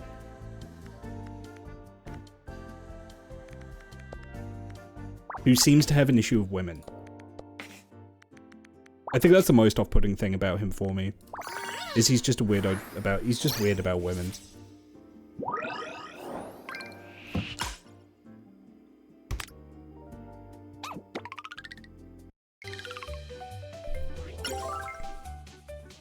Oh no, I make it the bad game.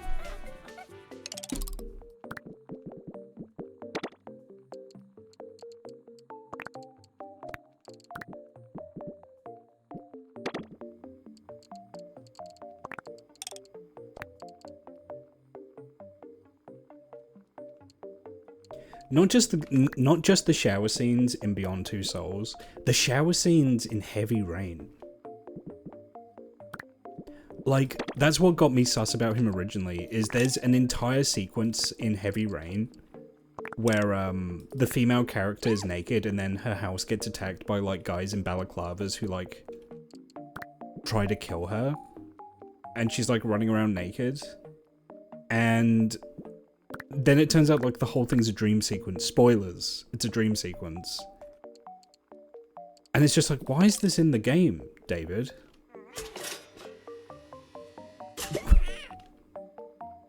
Aww. Better or worse than Lars von Trier? Ooh. I would say worse, because even though Lars von Trier is also a creep, the stuff he makes at least has some artistic merit to it. Although Lars von Trier is also a weirdo.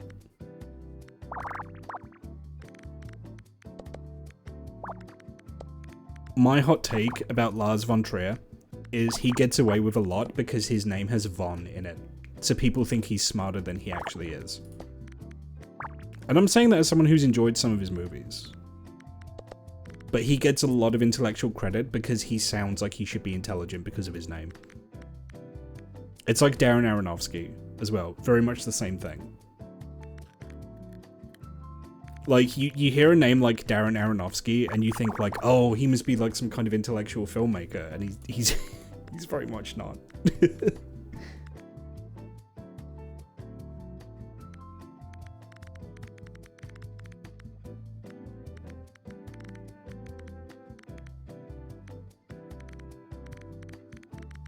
And again, like, I've enjoyed some Aronofsky films, right? Like, I liked Black Swan.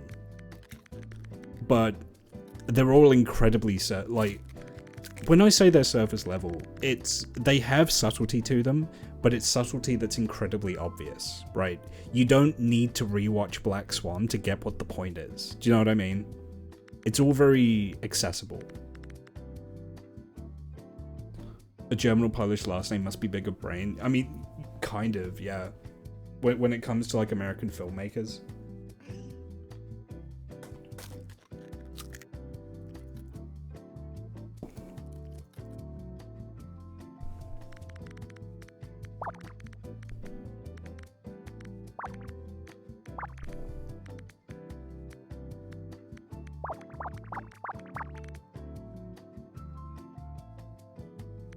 You remember watching Antichrist being extremely unimpressed? I haven't watched Antichrist yet. I kind of want to.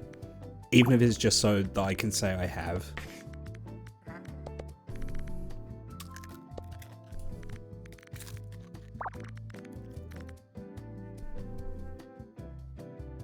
call it High Art Hostel.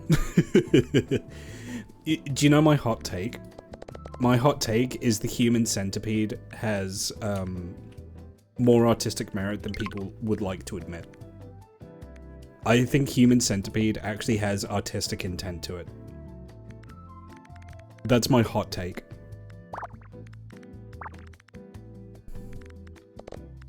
I think it's a film that makes a statement.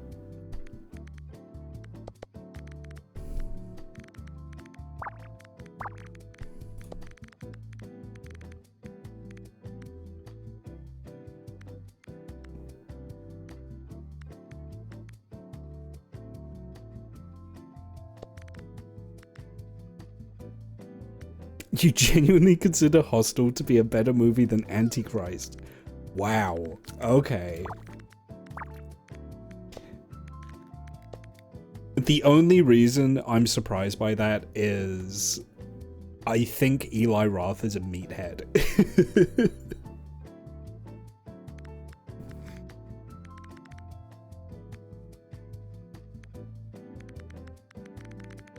Michael Haneke is also a director who makes very striking movies. Didn't hear anything bad about him. What are some of the movies he made? Like, because I know the name, I'm just blanking on Michael Haneke films. Hang on, let me look him up actually.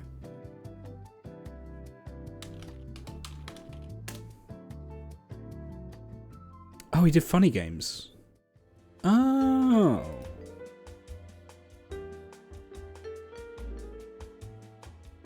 Oh, I want to see Funny Games.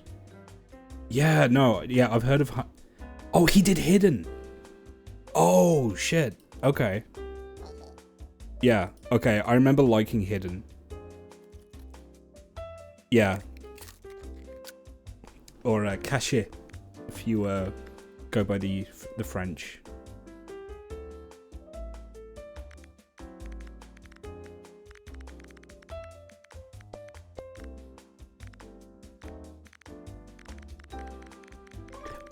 I have to be in the right mood for it. But I do like challenging cinema. But I have to be in the mood for it.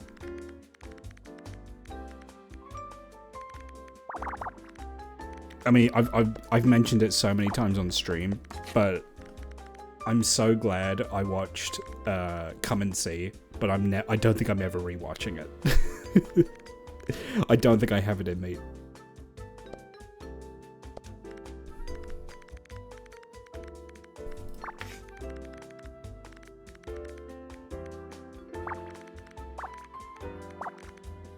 I'm just like, I'm so glad I saw that film. I'm never watching it again.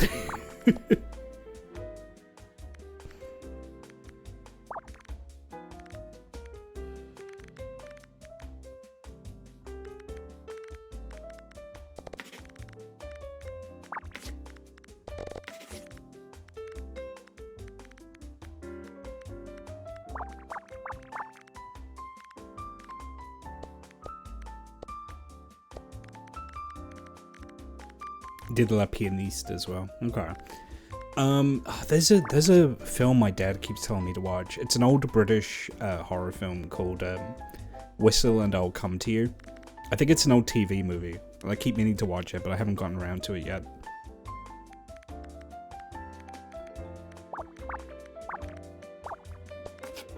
And my dad was just like, you gotta watch it. I'm like, and I do, I want to say it. I just haven't gotten around to it yet.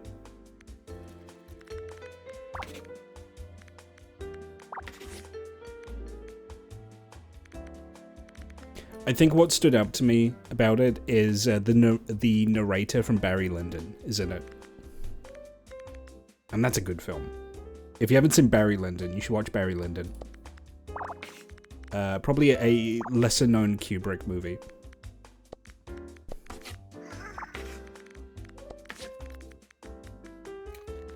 It's the one that had the IRA threatening to kill him when he was making it. Little piece of film trivia there for you.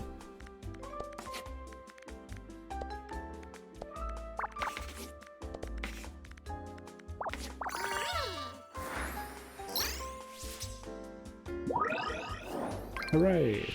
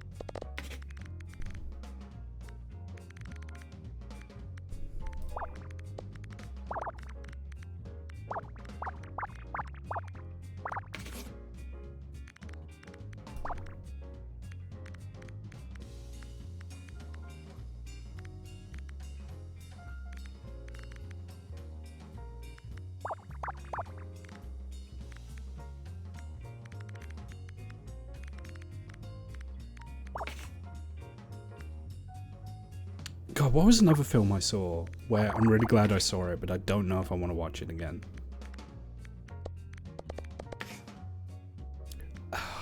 Long Legs. I really like Long Legs. I don't think I'll rewatch it. Just because it's a very stressful watch. Just the whole film feels like a bad dream in a good way.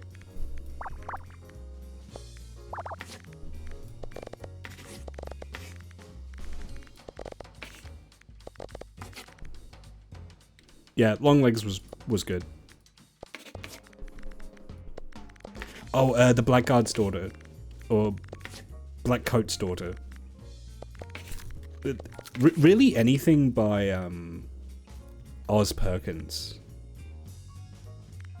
Oz Perkins has a really good eye for just making really unsettling, stressful films. Oh, you should watch Sinners. Sinners was really good. I had a really good time with Sinners. It's a great movie because it's got some meat to it in terms of the theming and the subtext, but it's not too hard to grasp.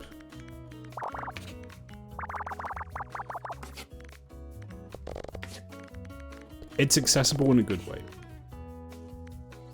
I remember the film Florida Project, also good, but I don't want to rewatch it. Very rare for me to say that, and I don't want to rewatch a film. I don't know if I know Florida Project. Florida Projects.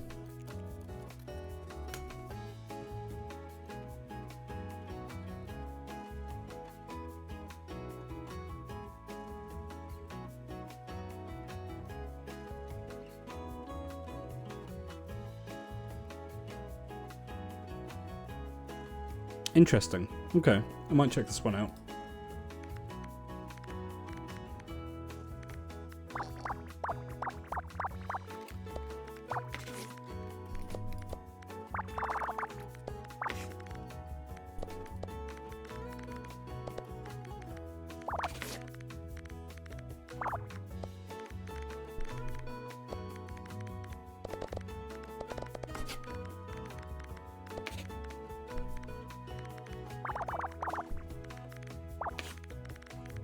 I've been meaning to watch more Korean movies, South Korean movies, just because Korean cinema as a whole has kind of been on a little bit of a roll lately, where even their most mid movies would be like a 7 out of 10 here. Like, I watched The Gangster, the Cop, and the Devil, I think it's called, which has, oh fuck, what's his name? The big South Korean actor, as in physically big. The one that's going to be in the new Nagoshi game.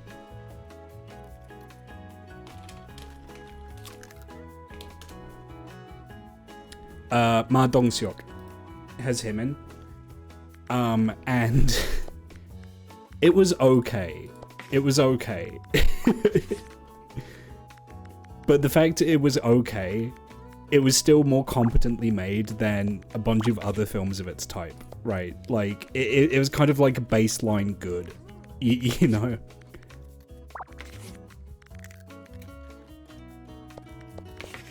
It's actually got a really fun idea to it. So the idea is that there's a serial killer going around that, like, attacks people on the side of the road at random.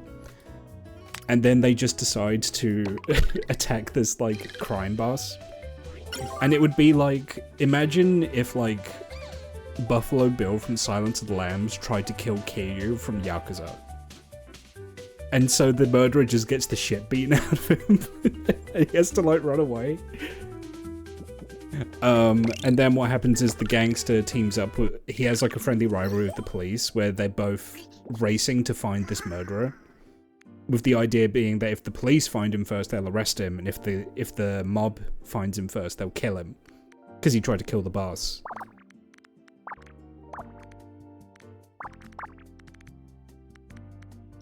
And it was okay.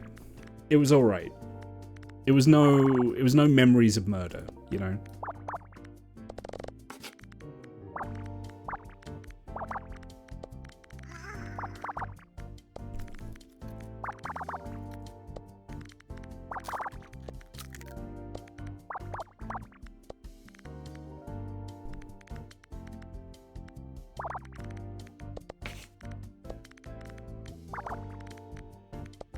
Yeah, that's a good film. If you've not seen Memories of Murder, you should watch Memories of Murder. Like, don't look up anything about it, just watch it. It's really good.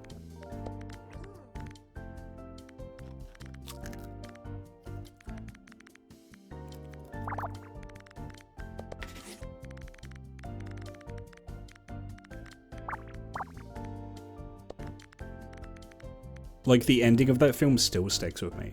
It's such a good ending.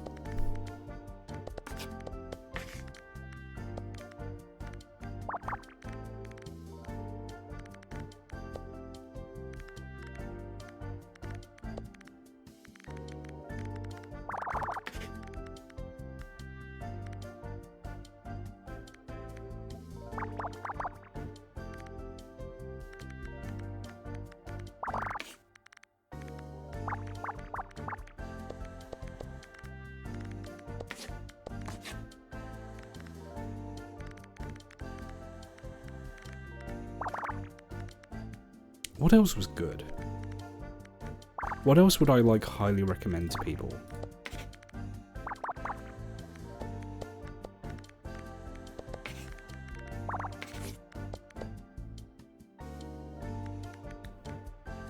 Another movie I've sung the praises of,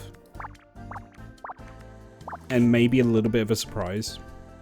Well, it's not new anymore, but the newish Dungeons and Dragons movie.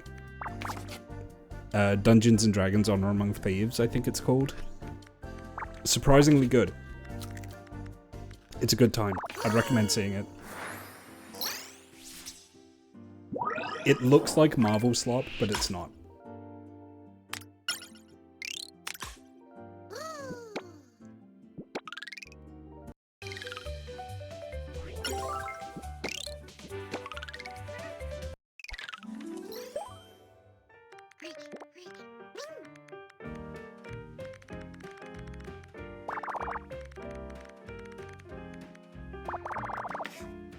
You can't believe you missed the dragon your first time watching it.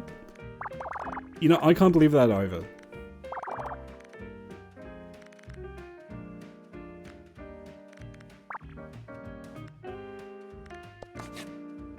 Jonathan. Jonathan! It's so stupid, but that was one of the best running gags. Was that lady going, Jonathan! But I think the reason it worked for me is it actually has quite a good emotional component to it. And also the heist stuff was all fun. Like, it's a fun heist movie. That kind of turns a little bit into a Marvel fight at the end, but that's fine.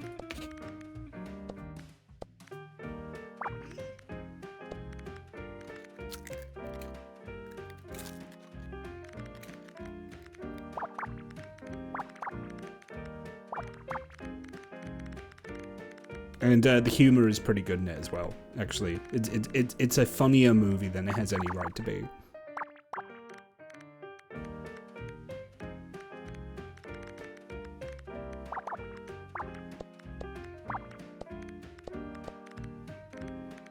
Oh, my brother showed me one. Over Christmas, we watched a movie called Heretic. And that's one you have to go into it blind. That's a movie that takes some twists and turns. And by the end of it, I don't know what to make of it, but I enjoyed it. Heretic with Hugh Grant.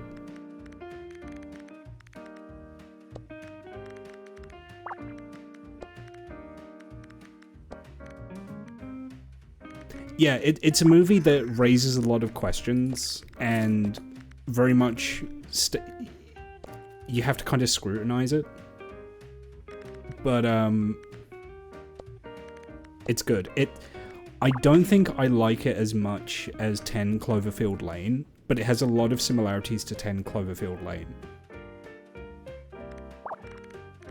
Which is a movie I love up until the last 5 minutes, and then it turns into slop.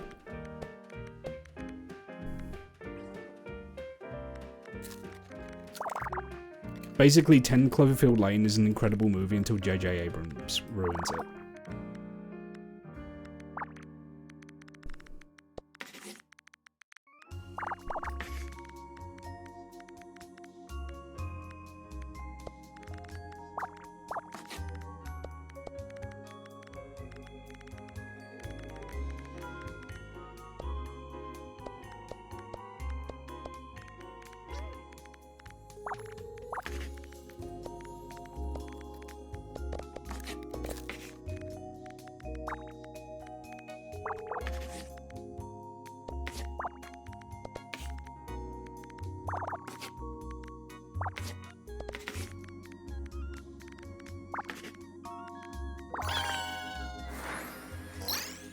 But yeah, Heretic's a good time, but you have to kind of go into it as blind as you can. Go to bed. Hey, good night, Mouse. Thanks for stopping by.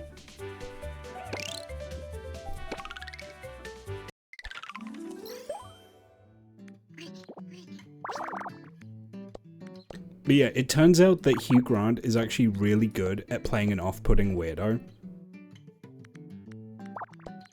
And what's brilliant about it is the thing that makes him really off-putting and strange and like weird is him just doing the mannerisms that made him seem really charming when he was a younger man, as it were.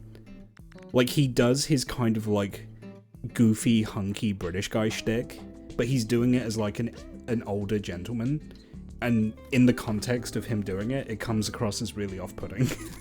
It's kind of brilliant in that regard.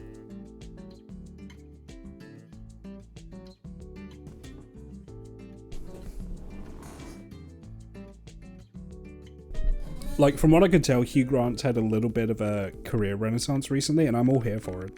He's been in some very good roles, including the Dungeons and Dragons movie, which he's also very good in.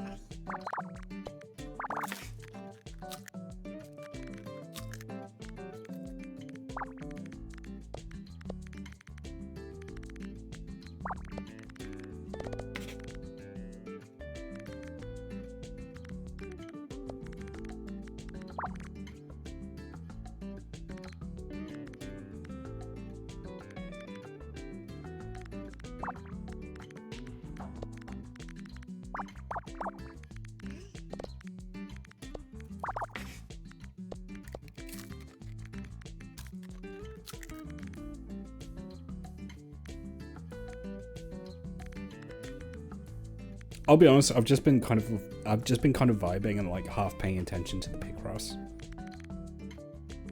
I just kind of get into a flow state with these things.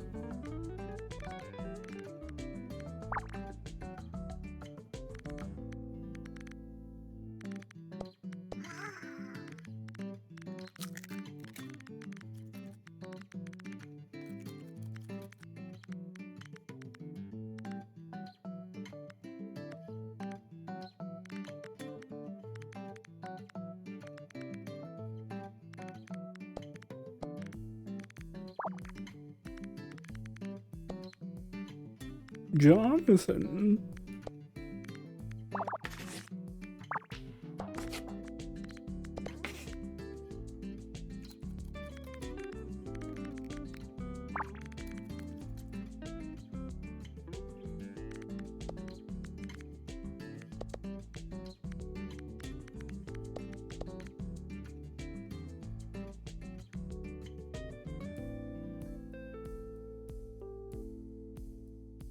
Been busy making doots for the contest. Doots for the contest. Okay.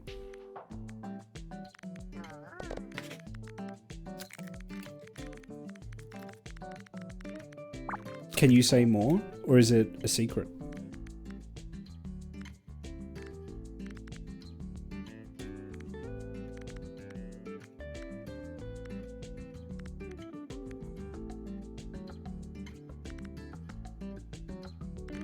Okay, this might be where this puzzle gets a little spicy.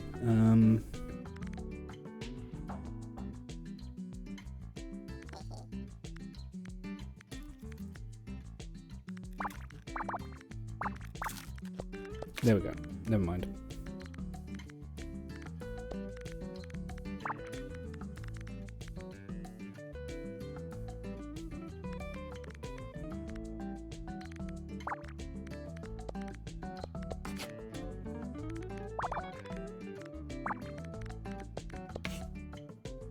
Oh, the contest and Sushi Fest over. Okay, alright.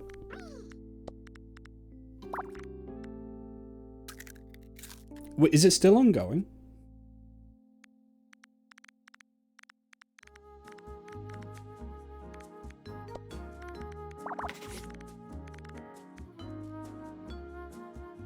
Until Jan 28th? How is Sushi, wait, is this... It's hosting a Kobold Doot contest? Oh, I thought, sorry, for some reason I thought this was still the Sonic thing. I don't know why I got that impression.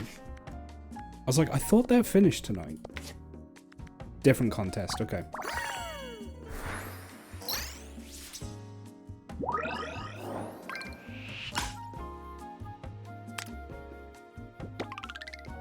Do you know what I think would be really fun?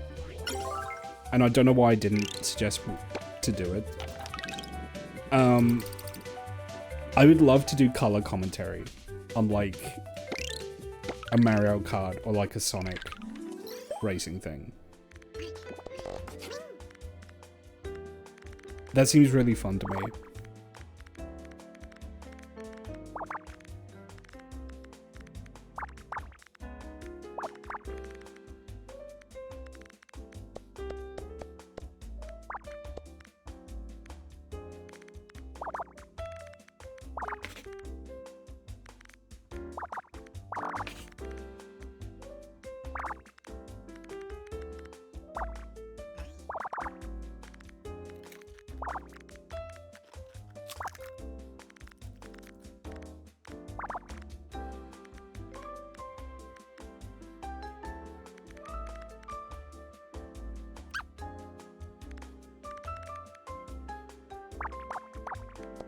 So is it like an application where you get kobolds to do doots?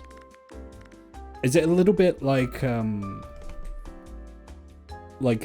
Mario Paint one or a $30 haircut?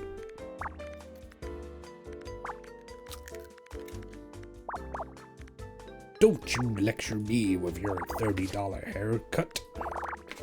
It's actually a fork of beatbox. I'm not familiar with beatbox.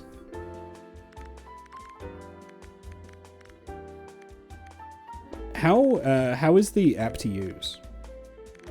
Because that sounds fun, but I don't know anything about making music.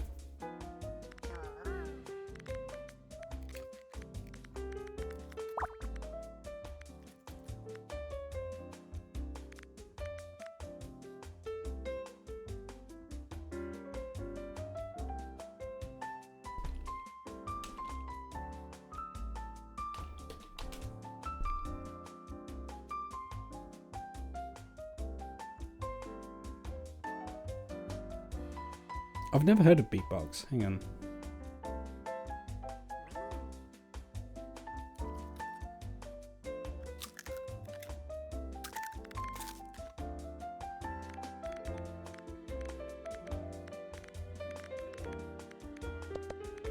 Still, that's really cool.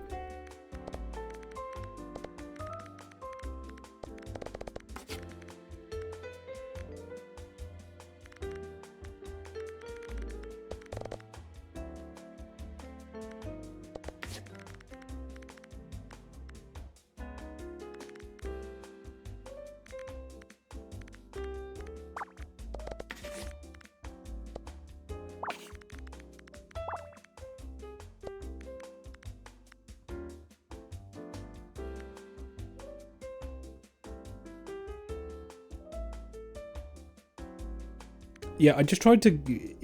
What's the actual app called? Is it called Kobold Dude? Because I tried Googling that and I didn't get anything. Or Kobold Dude Beatbox?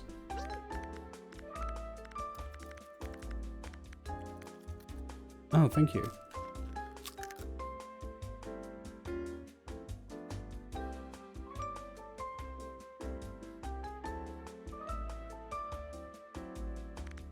Might play around with this later.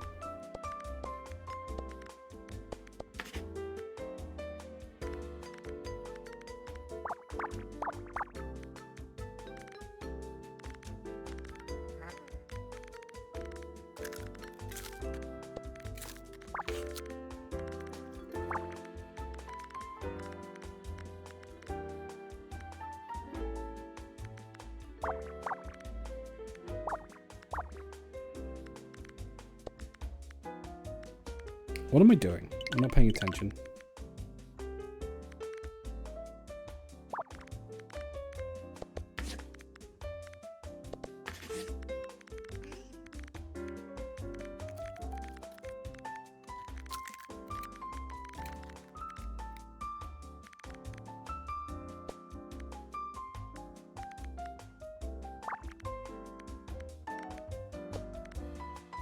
I've got to say, though, I'm going to have the temptation, like, if I do make something in it, to try and make something really cursed.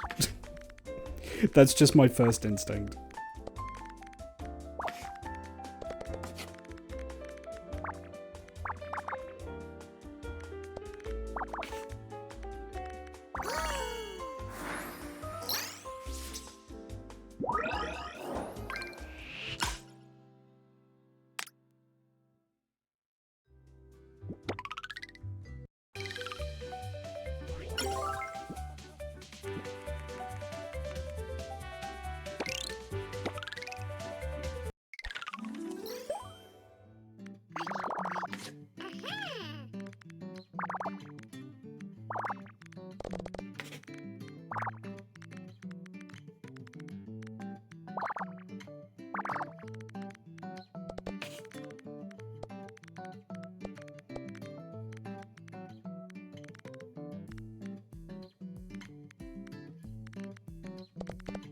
What am I doing?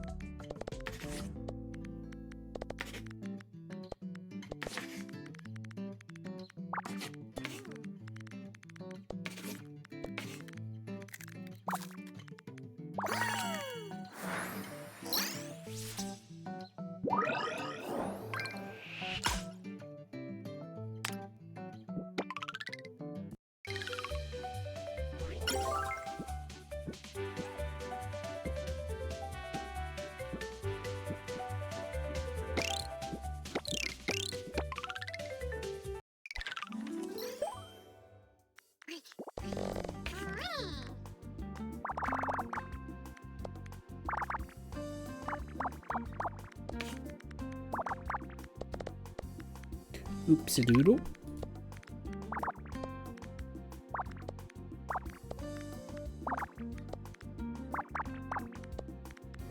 I also had another stream idea. And it's one of these ones where it's like, I like the idea in my head, but actually doing it could potentially be the most miserable thing I've ever done. And that's how a lot of my ideas kind of live, and how many of them die, actually, is because I'll be all like, oh, I should do this on stream. And then I think about, like, the logistics of it. I'm just like, no, that would be fucking miserable for, like, no gain. Why would you do that?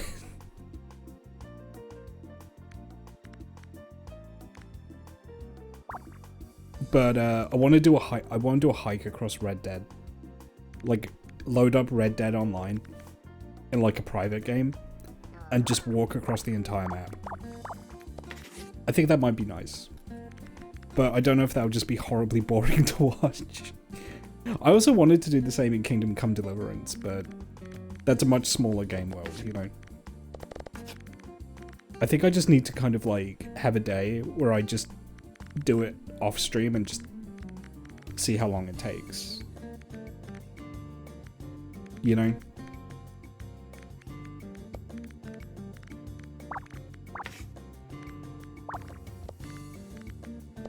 Also, can I just say, shout out to the tool that lets you play Red Dead Online in private lobbies.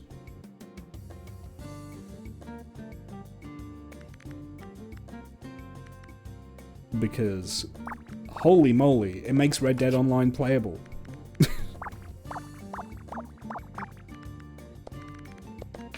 Without getting griefed by hackers non-stop.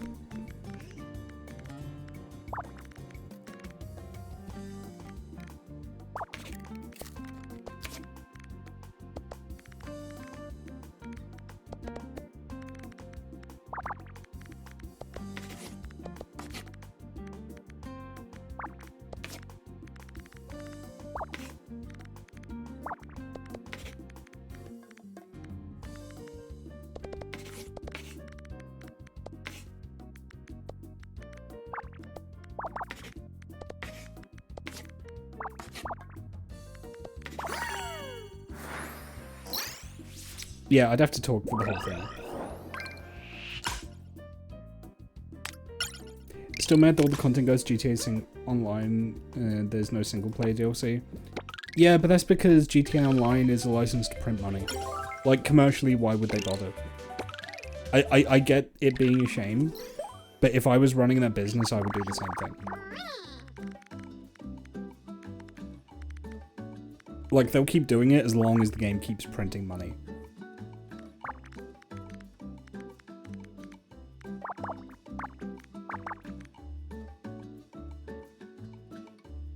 It's a, yeah, I mean, I don't doubt it. I almost streamed it, but that was gonna be kind of like piggybacking off what Ophi was doing with like the roleplay, but I didn't get into the server, and it left the way the server rejected me kind of left a little bit of a bad taste in my mouth, so I just never bothered.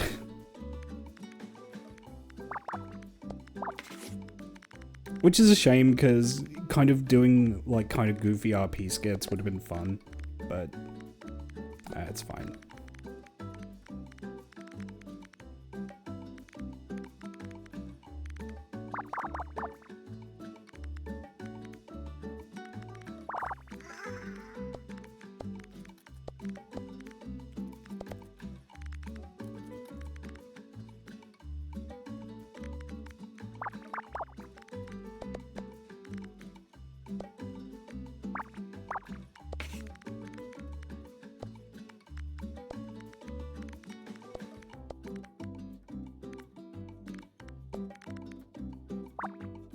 Hydrate.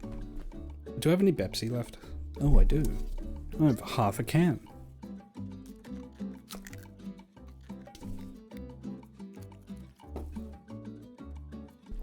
Wowee.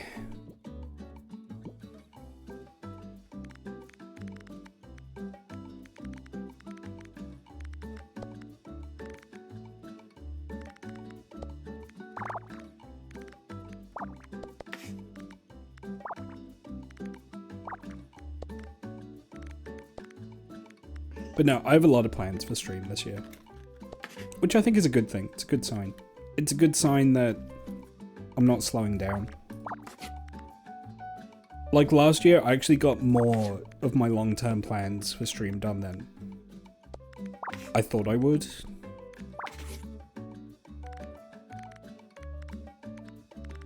I want to do RuneScape. I do want to start streaming RuneScape at some point this year. And just make a thing out of that. Undecided if it'll be old school or RuneScape 3. Probably old school. I want to do Ace Combat. I want to do some Pokemon as well.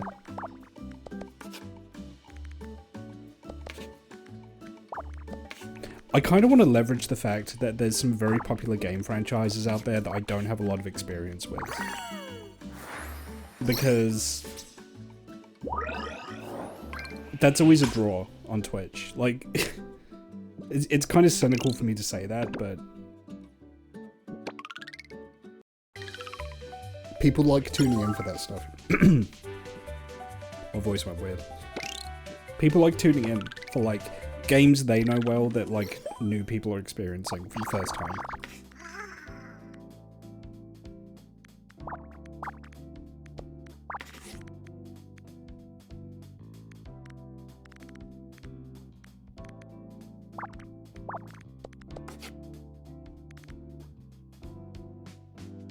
People love blank tries blank for the first time.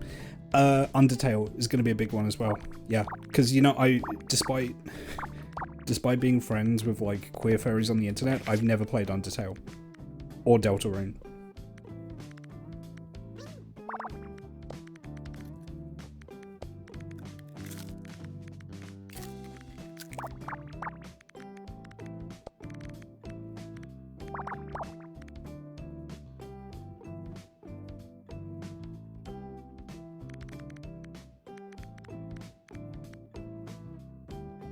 That blows your mind. Yeah, no, it's one of the things people would assume that I already have. I've never played Undertale.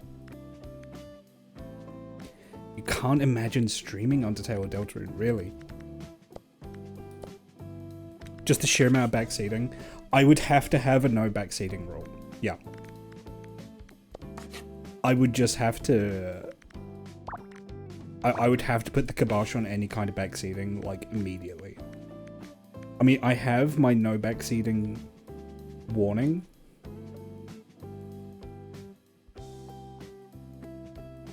Somewhere.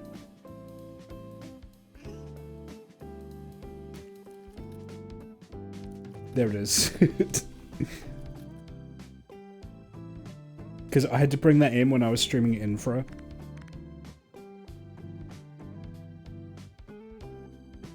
Yeah, no, Outer Wilds is one as well, where I would have to be like, anyone who backseats in Outer Wilds just gets banned immediately. You know?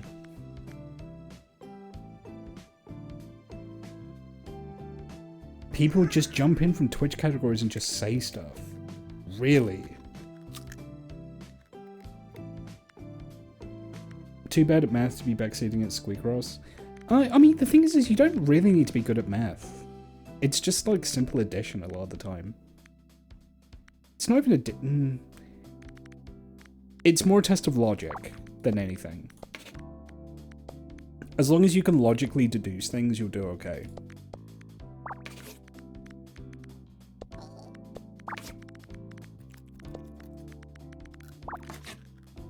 Yeah, it's just logic and patience, yeah. You're too distracted by the mouse. You need the no backseating knives for Undertale. Yeah, I mean, that's kind of it, right? Like, yeah, if I did do Undertale, I just have to... It might be extreme, but I don't know if you guys think this is a good idea. If I just can't see chat while I'm playing it. That might be the worst idea possible for a live stream. But that might be the way to go. Or just set chat to emote only.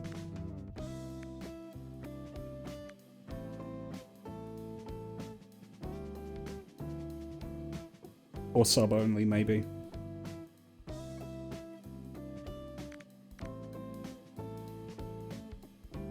It's a way to only allow for people who followed for X amount of time.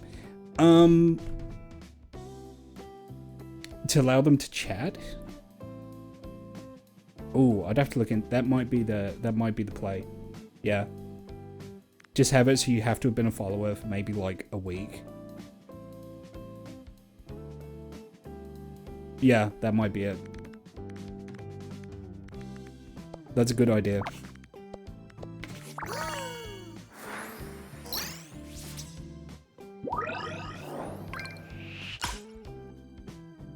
And yeah, I just know I'm gonna get like stuck on a puzzle, or it's gonna be like, oh, how does he not know that if you don't interact with the orange third rock from the left at the starting screen, you get the secret ending? How does he not know that? Crocodilian, thank you for the follow. Because I don't want to say I have a kind of poor impression of Undertale players, because I don't. But I've seen a lot of that. Do you know what I mean? How can he not know this incredibly unobvious thing? Is he stupid? Is he doing it on purpose?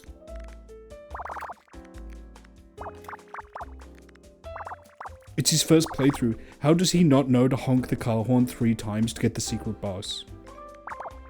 I better tell him in chat. You're playing the game wrong. Oh shit. I accidentally used a hint.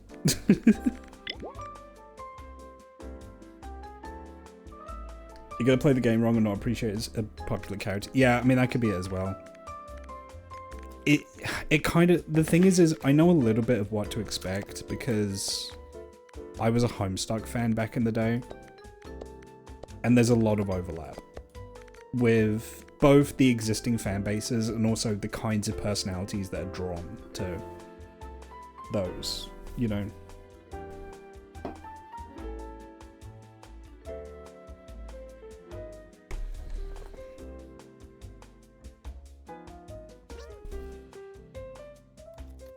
Oh, this streamer's doing a blind playthrough of Undertale. I better tell them about the one secret trick to do so they enjoy the game more. I'm helping, right? There's a lot of that. And then I just explode. I just turn into a shitty explosion gif.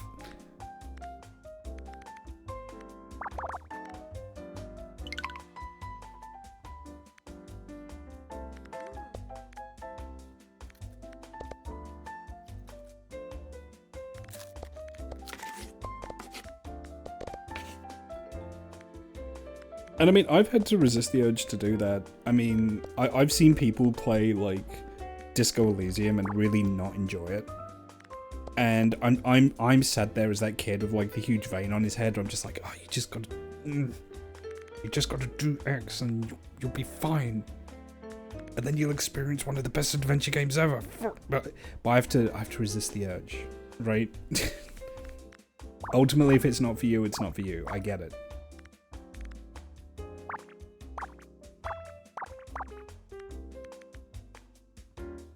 But, oh, so I get the temptation. But I'm gonna be honest, if I'm playing Undertale, I can't have people doing that. It'll drive me insane. It'll make me not want to play it. Yeah, allow people to fail, exactly. Okay, so go back 2 zones, then go up and spam A 25 times. If you miss one, reload your save. Then walk back down and up until Sans appears. Select the conversation options left, right, left, right, and then take the item to the next zone. Yeah, it's like that. Then you can experience the game correctly. Fuck.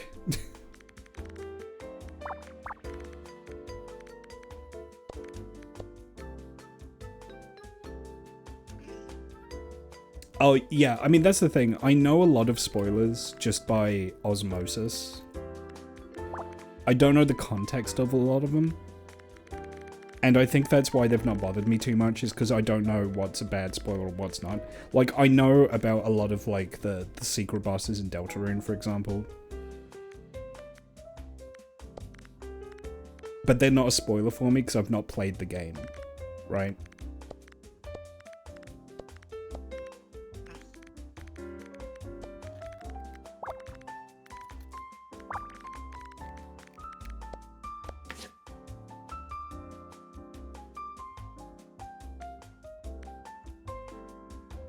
It's like, yeah, I mean, you can't really exist on the internet and not have a bunch of Undertale and Deltarune stuff spoiled for you.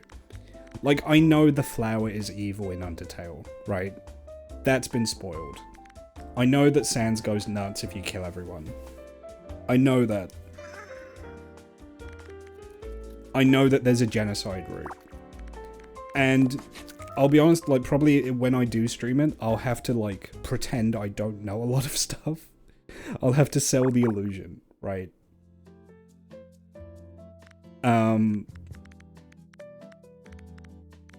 definitely...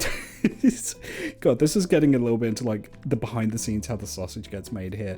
I've definitely streamed games on here before that I've definitely played before, but I have to make out that I've never seen them. Oh my god, you guys, what does this mean? And it's like, I know fully well what it means. But, you know, like, at the end of the day, you are performing, right?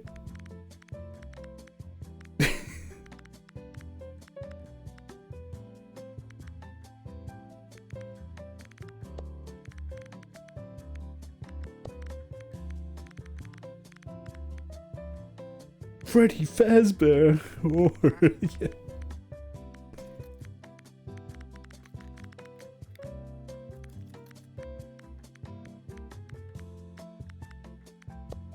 Okay. A lot of you guys are younger than me. Right? A lot of you guys are younger than me. I'm kind of an unk.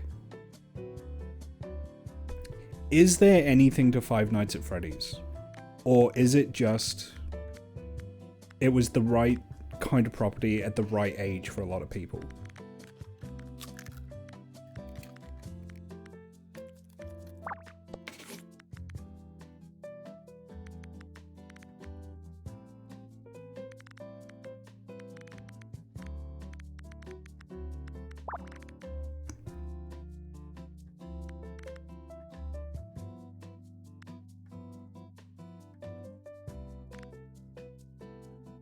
It's just a critical hit for crowd, okay. Because I know there's a lot of lore to it, I just don't know if the lore is good. I know quantity of lore does not mean quality of lore.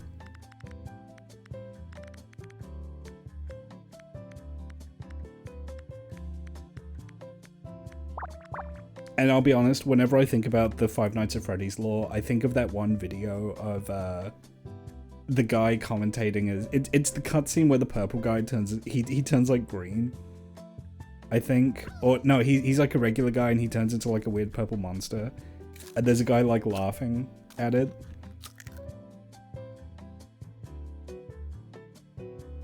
Do you guys know the video I mean?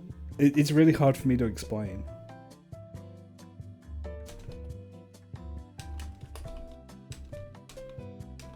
I'll go see if I can find it.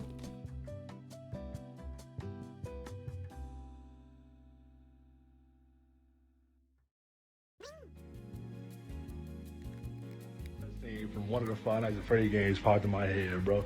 Yeah, this is it. This is it. Hang on. I gotta share this with you guys. I'm sorry. Whenever I think of Five Nights at Freddy's lore, I think of this.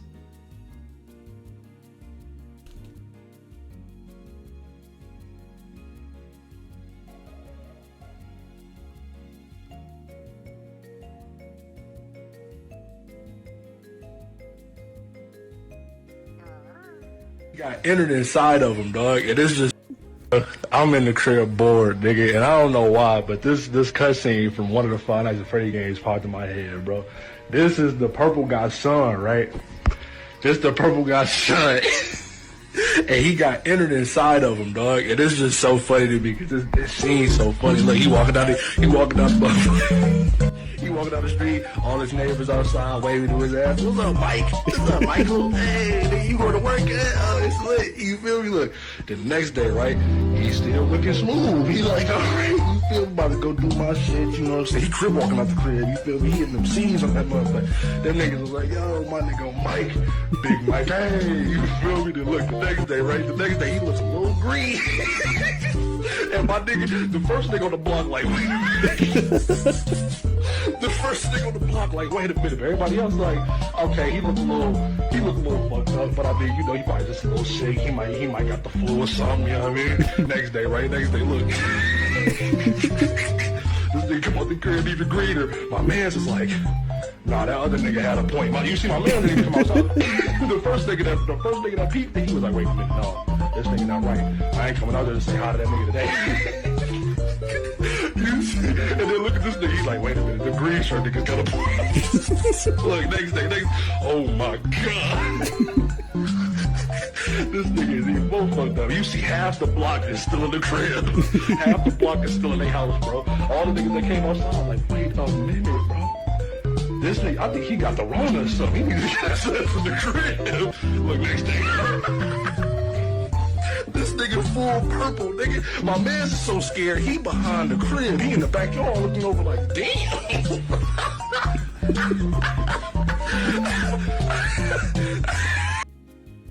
Yeah.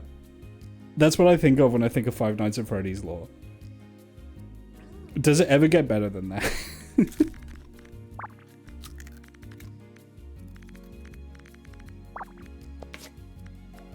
And I know as well, Scott Cawthorne's just kind of like a conservative weirdo as well, which doesn't help, but you know, that is what it is. I think he hit the peak too soon. Shit. Alright.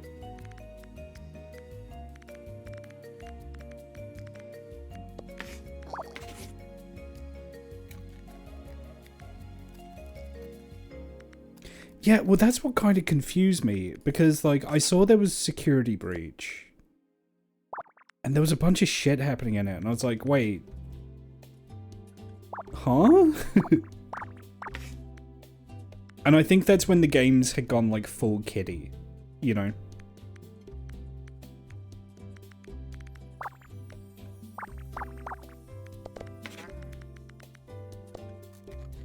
And I don't know if, but the thing is, I don't know if the kids liked Security Breach either.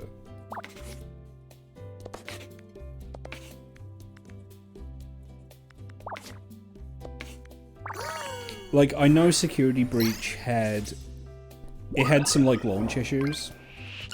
But I also noticed that there's a certain phenomenon. I used to notice this back in the day. You would get, like, a movie or a game or something, which was about, like, adult characters doing adult things, and kids would like it, even if it wasn't originally made with kids in mind. And they would then make a sequel with, like, a child protagonist, and kids never liked those ones as much. And I always got the impression that the same happened with Five Nights at Freddy's.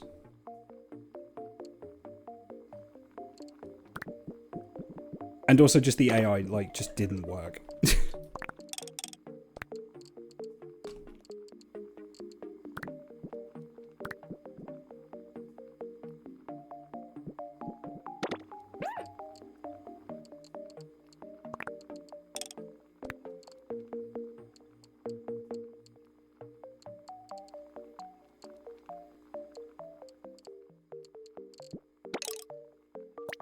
Also, did we ever find out if that was the bite of 87? Was that the bite of 87?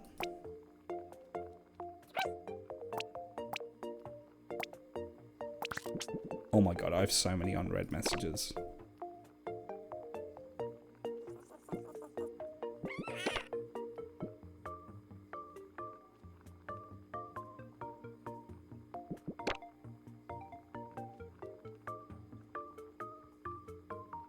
Oh. Oh, Desmond.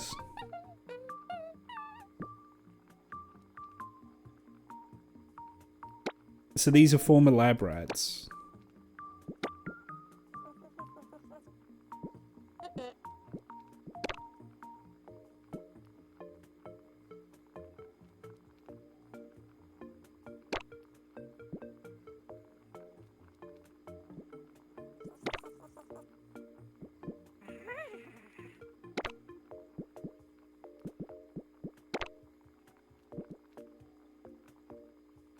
I'm sorry, Trusty.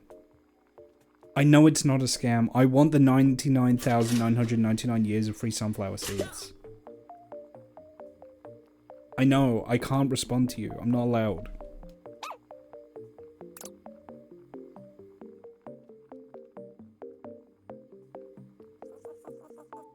The only thing that keeps me from keeping rats is I don't know if I could deal with how short their lifespans are.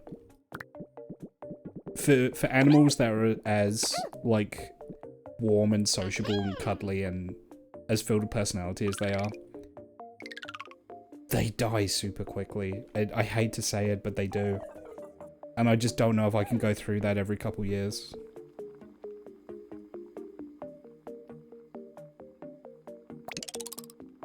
Rats do not stick around for a long time.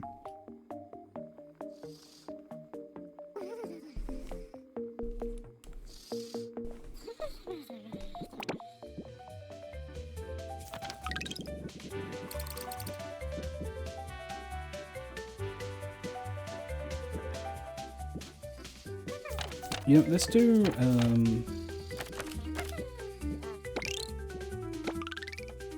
let's do the challenge sunflower seed. I mean, they're hard to super high revving, they get cancer very easily, like, they get all kinds of issues. Maybe it's because their metabolism, I don't know, but they just don't stick around for long. Something gets them, you know? And it's just because they're animals that are so full of personality in life and they're so sociable and oh man, I just don't know if I can go through that, you know? Like, if you're keeping fish, I mean, there are fish out there that also have a lot of personality to them, but it's just, there's something about rats. I love the idea of keeping a rat. I don't love the idea of saying goodbye to a rat every 2 or 3 years. That would just be really rough.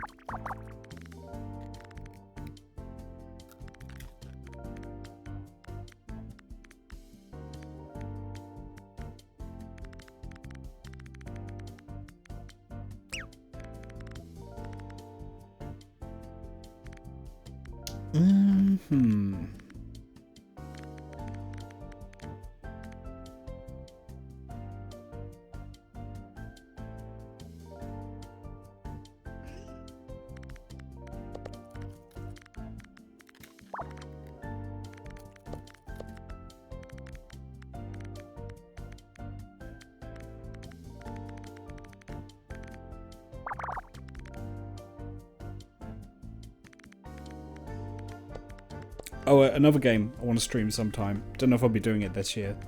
Vampire the Masquerade. Bloodlines, the original. With the patch. Immediately adding the caveat, with the patch.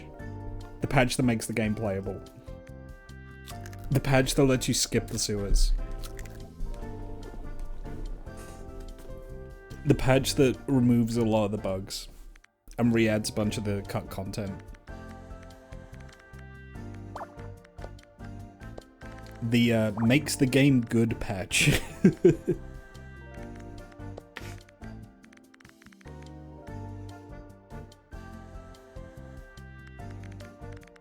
you know what's weird though? I saw a Blue Sky message from Salavia Nelson, the guy behind Strange Scaffold, who I think has very good takes typically. I think he knows what he's talking about. He said Vampire the Masquerade 2 had some sauce to it. And that people didn't give it a chance. And ironically, that got me interested. I think because you can't treat it as a sequel to the original. It's just a different kind of game that just has a 2 slapped onto it.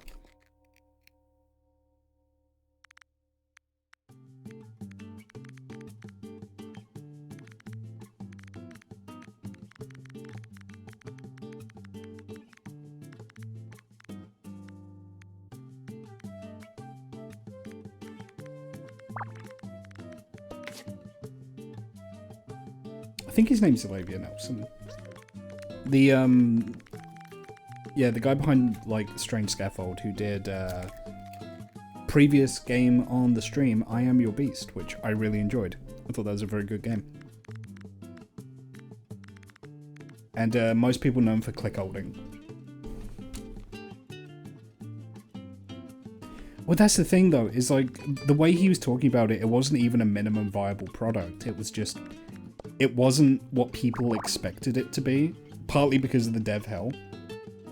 And that's why it got poo-pooed. Like, it never had a chance, because of the expectations built up around it. And the thing is like, I kind of just believed it, because Paradox has a very poor history of like shipping games as a publisher. Like Paradox has had so many L moments as a publisher, it's unreal.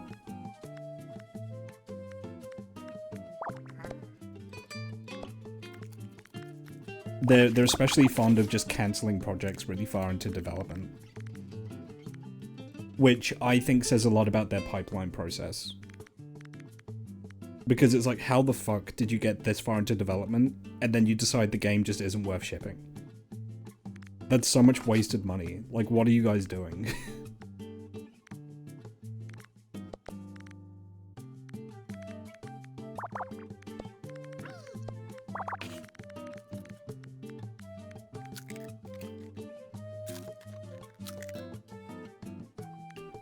You know, I never finished Dead Island 2, but I enjoyed what I played of it. I seem to remember the game was okay. Dead Island's always been a weird franchise, though. Very weird franchise. Dead Island has kind of been a strange victim of marketing since day one. Because we all remember the Dead Island trailer, and then the actual game was nothing like the trailer.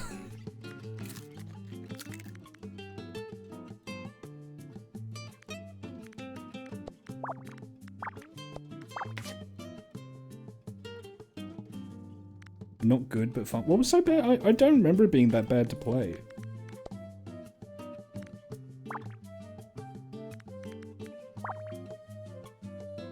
It's a just because it's a looter.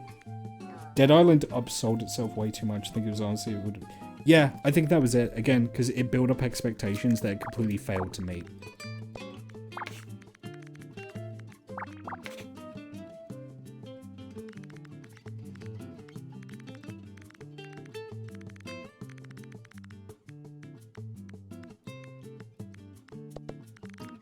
I will say a game,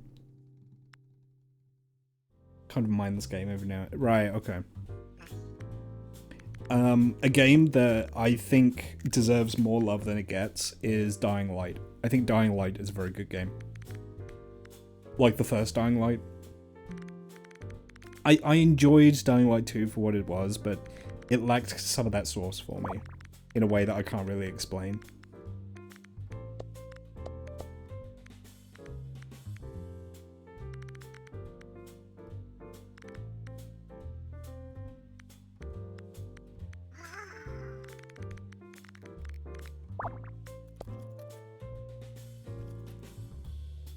I know the newest Dying Light got some shit for some reason. I've not paid attention to it. Like, even though it's brought back Kyle Crane, who I've gone on record is saying... I think the reason it wasn't interesting to me is because Kyle Crane, the guy from the first Dying Light game, is probably my favorite generic action protagonist. Because he just has a little bit of personality to him that makes him compelling for me. I like the fact that he's set up to be, like, boring white action guy.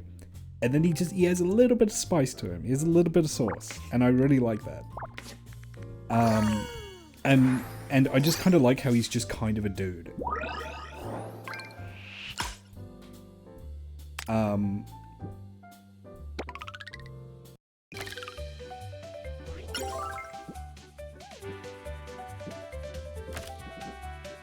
But in this new one, he's like a half man, half monster thing. It's like, you ruined him. He's not just a dude anymore. You missed the point. You don't get it. He's not just a guy. He's not just generic action guy anymore. You soiled him.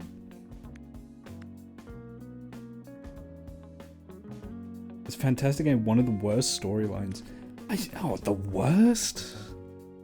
I don't know if I'd say the worst. I mean, it wasn't great. It wasn't high art, but it has its moments. It's not awful.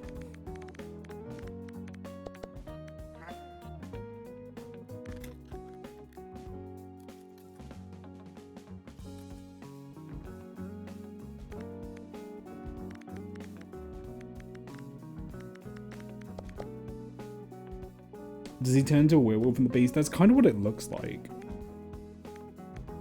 He's like some kind of like monster man. Because I think there was a DLC for Dying Light 1 where he gets infected. And I think he's looking for a cure. So it looks like it might be a continuation of that.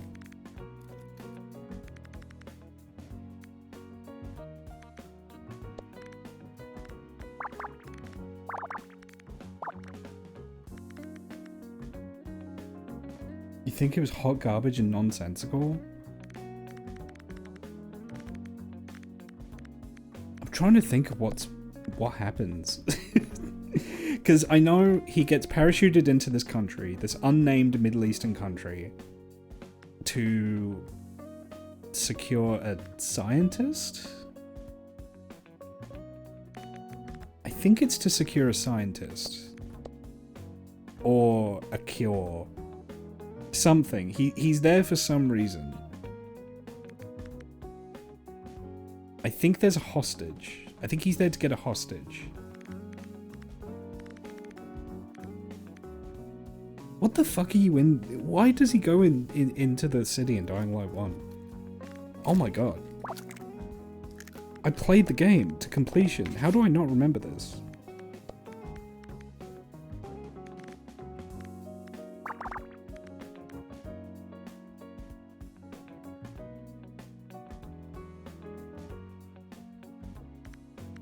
He's there for some reason. And then he gets involved with the local populace. He's there for some reason.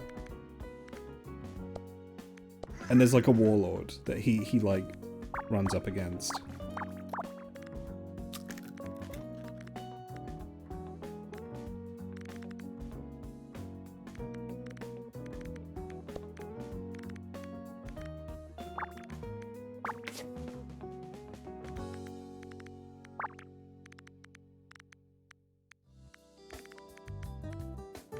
You guys call me slipping. I don't remember why Kyle Crane gets sent on the mission.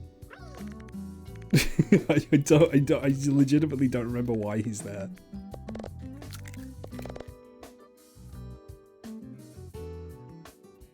He's there to bring back the evil guy. Is he there for the evil guy? He's there for some guy. I think that guy has like leverage. I think that's why I think it gets revealed.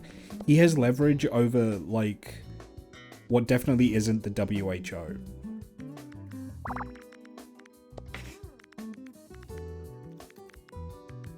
He has some kind of leverage.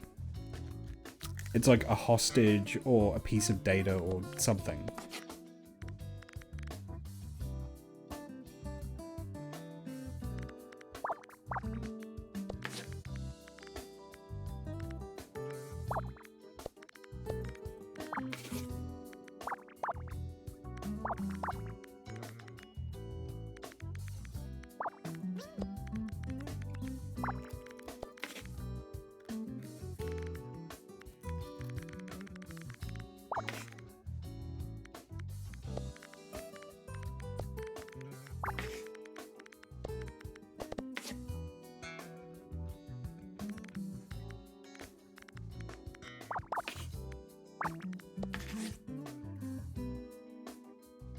He goes there because the evil guy has dirt on the not WHO and info about the virus. Okay.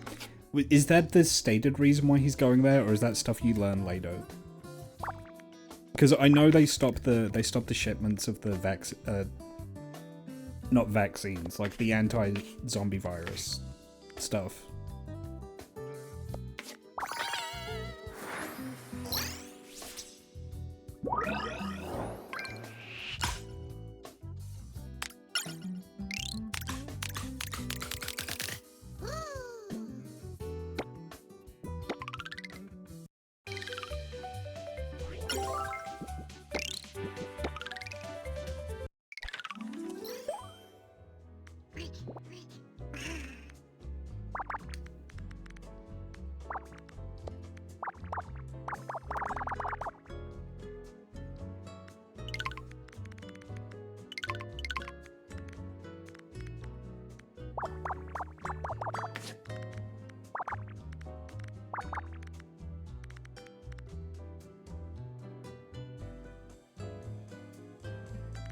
Now, if you want a game... if you want a game that has wasted fucking potential for a story, BioShock Infinite. What a fumble. What a fumble of a story. That's a story that's a hot mess.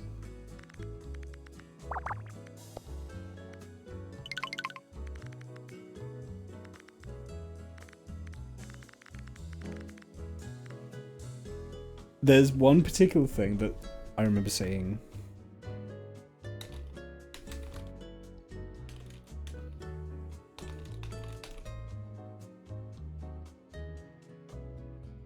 I've got to find it.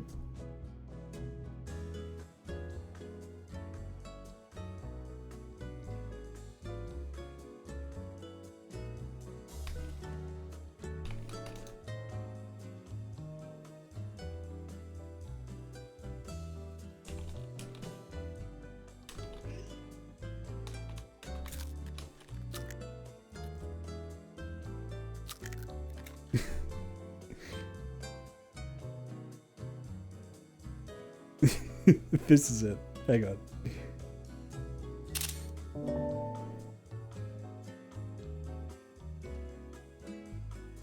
Like, most of my gripes with BioShock Infinite's story could be summed up by this one post.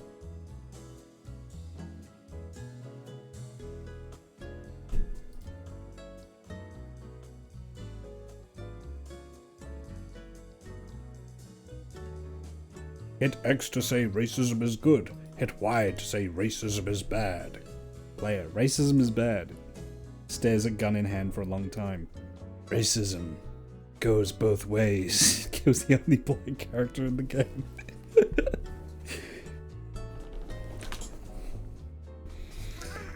This is BioShock Infinite to me.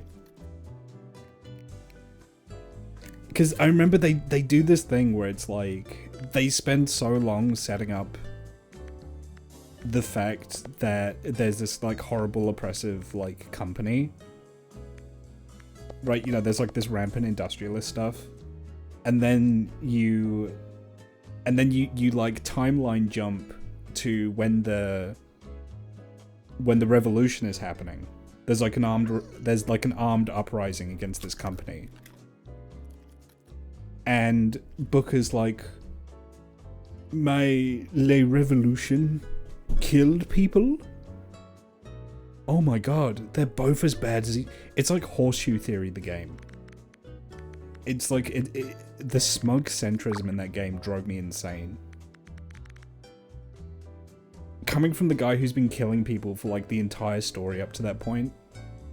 But then, for the writers to kind of have their epic intellectual superiority moment, like, the head of the revolution just has to go nuts and kill a child for no reason. And then they're just like, wow, I guess they're all the same after all. It's like, the fuck are you talking about? Huh? And it's a game that kind of makes airs that it's meant to be super political, and then it says like nothing of substance. And also the game assumes you're stupid. Wait a minute, that card.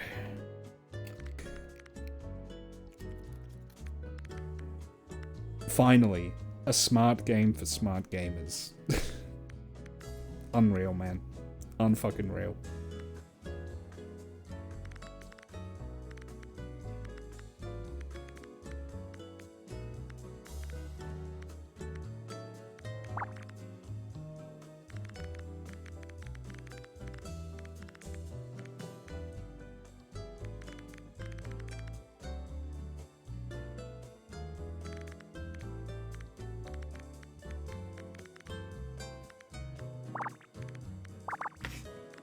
And it's a shame because I wanted to like Booker DeWitt as a character, and there's a lot that I find interesting about him, but they really kind of botch him.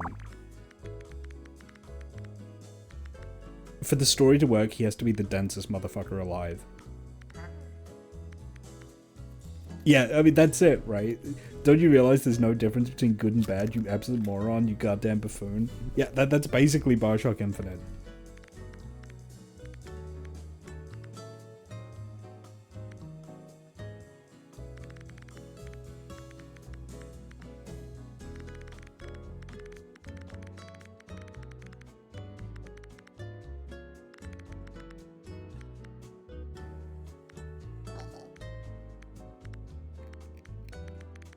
And not to mention as well, I think they filed a lot of the edges off to not offend Americans. Because I know from what we saw of the original trailers, I think the game was originally going to be much more critical of American culture, and I think they chickened out.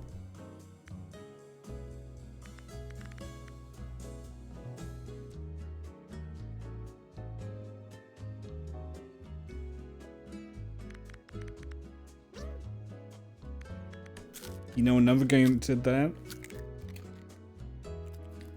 Assassin's Creed 3. I've ranted about this before, so stop me if you've heard this one before. The marketing for Assassin's Creed 3 was insane.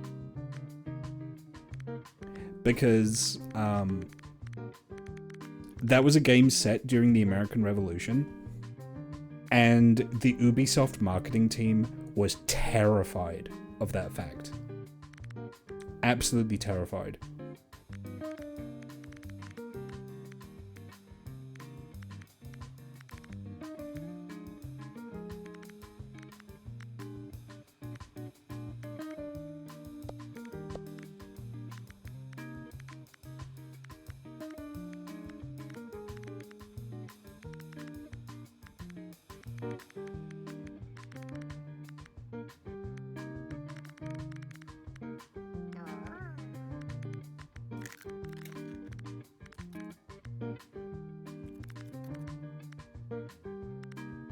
Two space, one space.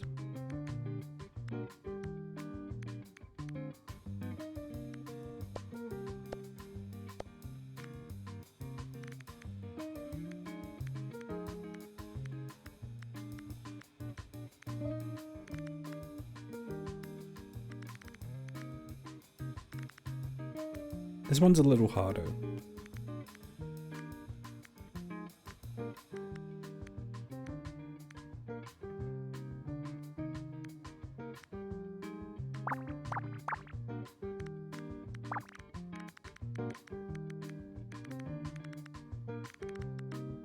But yeah, because it's like, obviously it's set during the American War for Independence, the American Revolution, and I remember press at the time asking like, oh, will you be killing people on the Continental Army side? Will you be killing members of the Founding Fathers?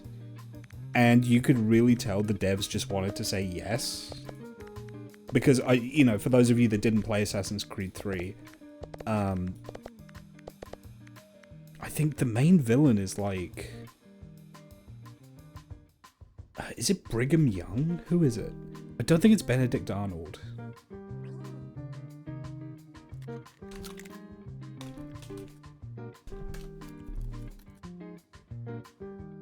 Charles Lee. It's Charles Lee.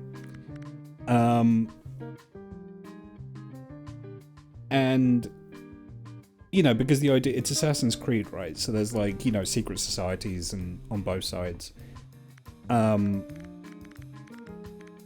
you could tell that the devs at all the talks, because I think they were at like E3, they did all these panels, and the press were quite rightfully asking them, it's like, oh, do you kill Americans during the game? And the devs just had to kind of say through gritted teeth, it's like, you kill Templars. Because the marketing team were just like, do not for a fucking second say that you fight against like George Washington in the game. You'll kill us in the American market if you do that. And it's such a shame because like in Assassin's Creed 3, you play as a Native American, right? And the story does kind of broach the fact that both sides of the war were pretty inhumane in their own ways towards the native peoples of North America, right? The indigenous people. But that just wasn't in the marketing material at all. Like, their hands were really tied. And, I mean, the game itself had issues. It was very clearly unfinished, in my opinion.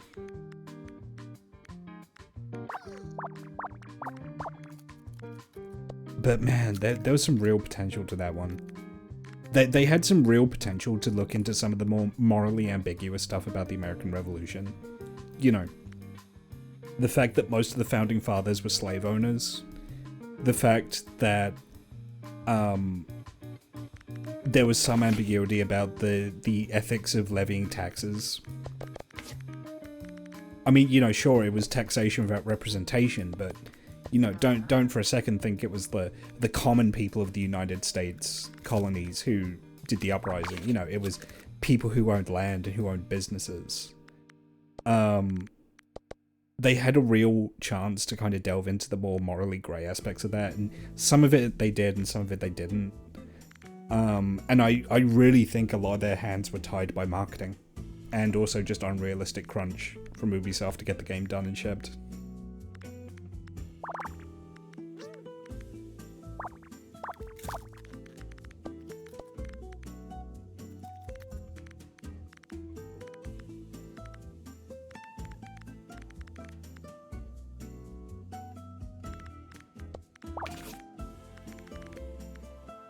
Like, I remember at one point, I think it's when Connor runs up on, like, the main villain, and you can tell there was meant to be a mission where you get close to him, and they just cut it out, so he just, like, teleports towards him. It's really strange.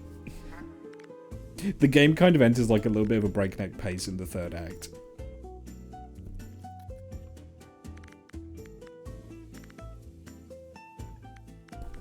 And I think I mentioned it before, my brother's been doing, like, a big Assassin's Creed playthrough. Because he's kind of like me in that he's really into history, and he's been kind of despairing at just how bad Assassin's Creed writing is. Because the thing is like, there's some genuinely really talented people that work on making these games, right? You could tell they take a lot of stuff really seriously. Like, I will maintain Assassin's Creed Origins is probably one of, if not the best depiction of Ptolemaic Egypt we'll ever see in a game.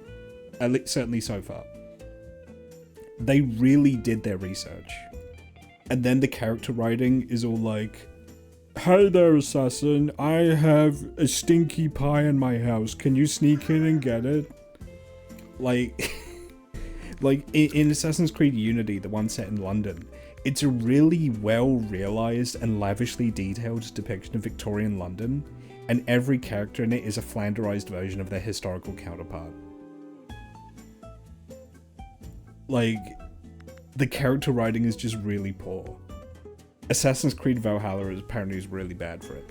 It'll, like, the game will have, like, some really good moments in the story, and then it'll be all like, "My brother-in-law won't stop farting. Can you knock him out and move him 500 yards to the west?" Like, what are we doing? Like,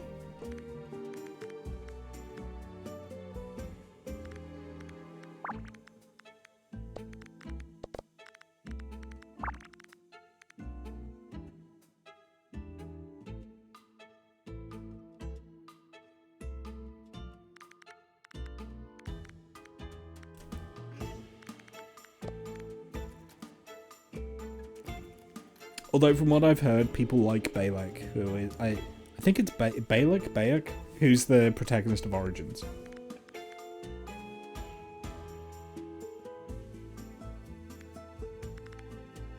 In one of the newer CODs, as much we team up. Yeah, I mean, but that's just COD being public relations for the US, military-industrial complex. I maintain, to this day, Black Ops 1, genuinely good game. Like, genuinely good single-player game. Black Ops 1 had the source.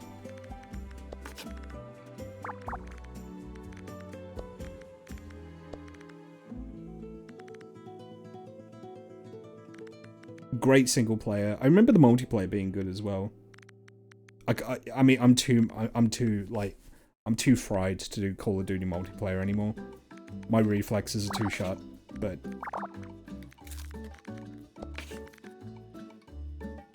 Black Ops 1's single player, genuinely good. It's fun, it's like unrealistic when it needs to be entertaining. It does a lot with its historical setting. The framing device of Mason being interrogated is really good. There's like a genuinely good mystery to it. A genuinely good mystery that goes batshit insane. The numbers, Mason. What do the numbers mean? Fuck you! Ah!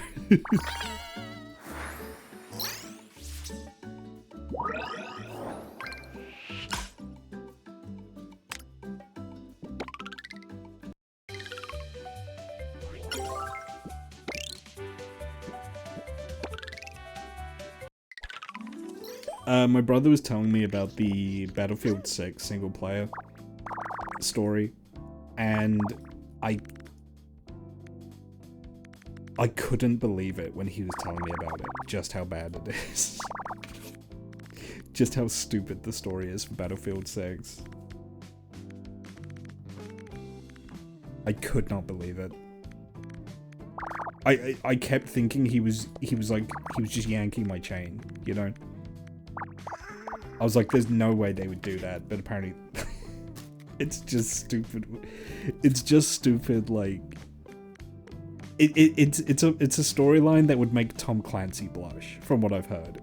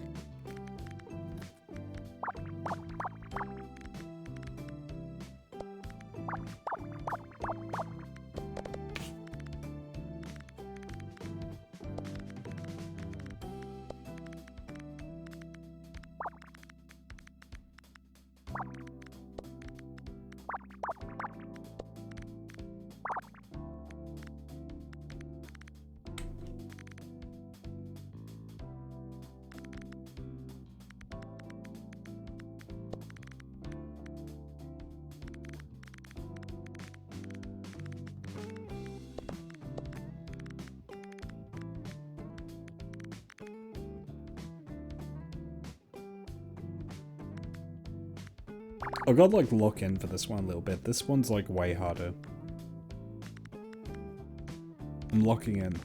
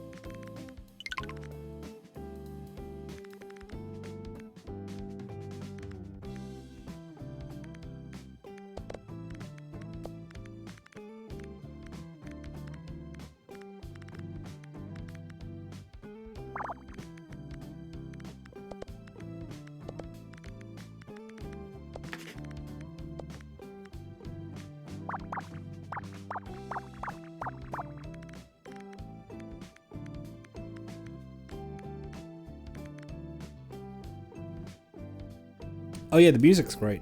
Yeah.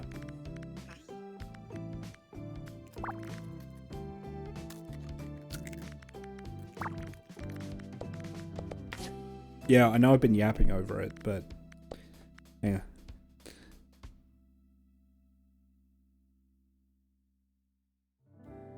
Excuse me.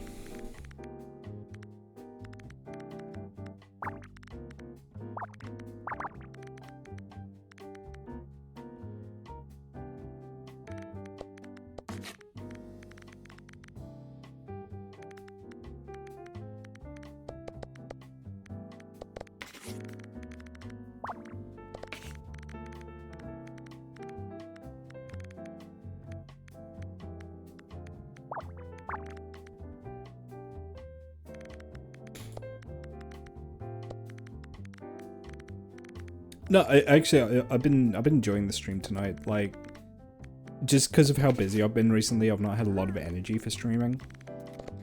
But just chilling out and playing Picross has been nice.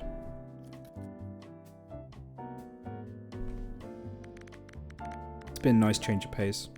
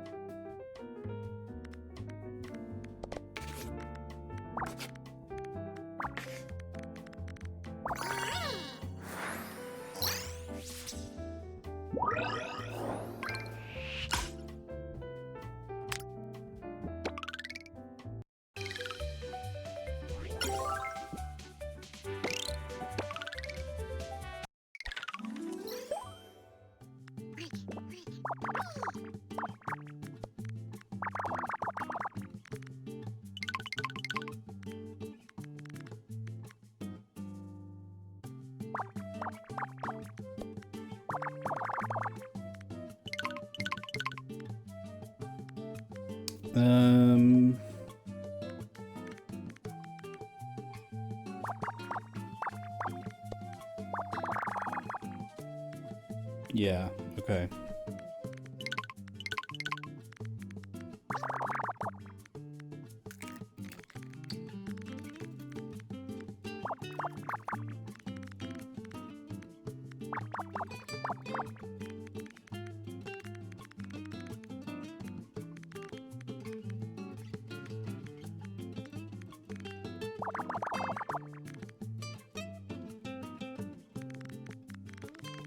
I think those are correct.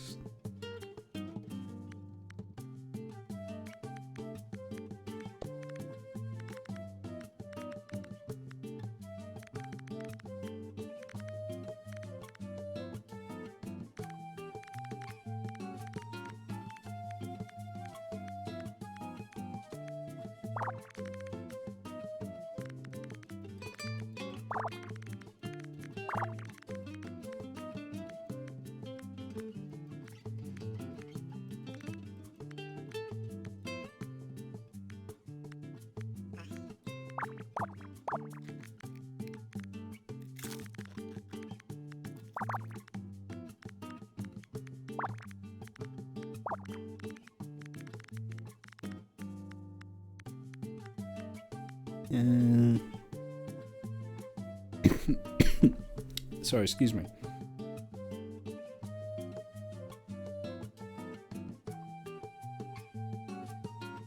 I'm starting to slow down a little bit, so I might wrap up soon, but let's see what I can get done here.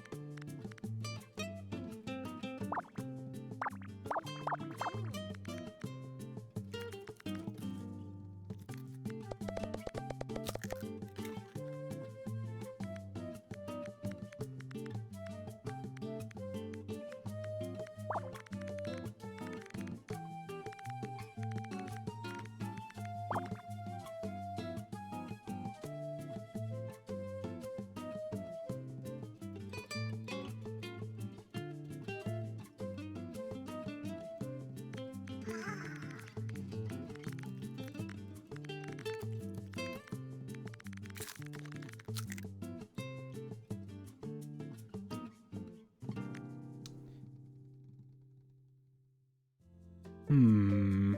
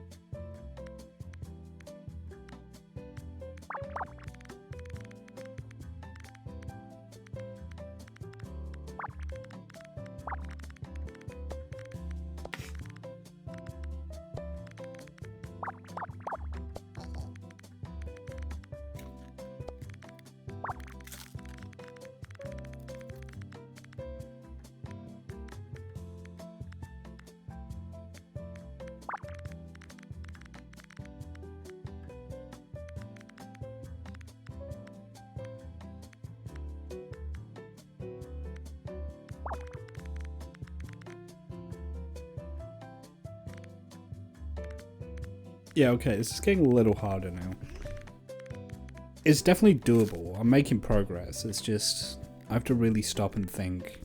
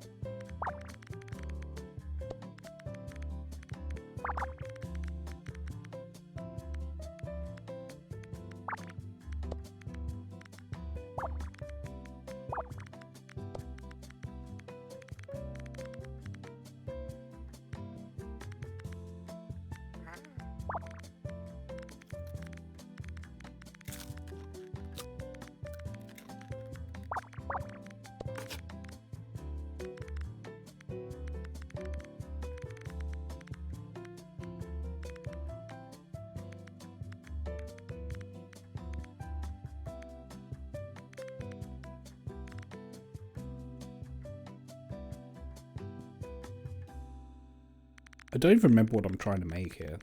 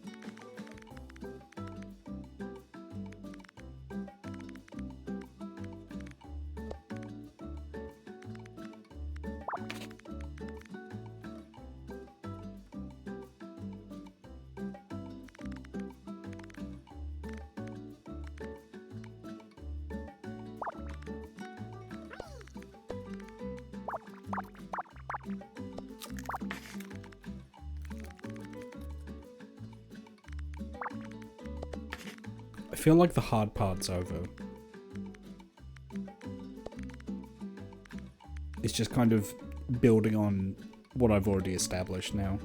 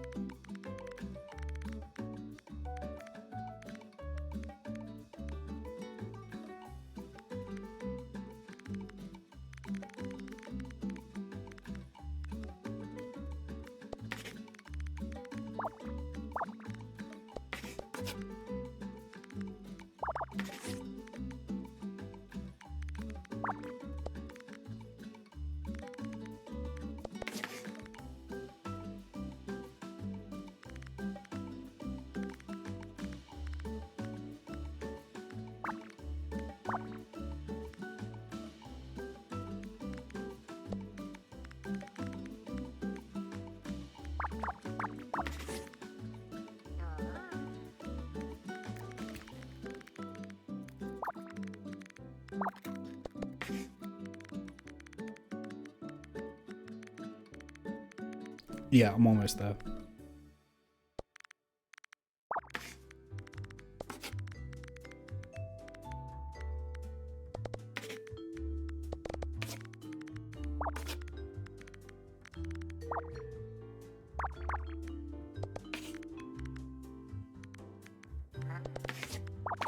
Got it. Yeah, that one was harder.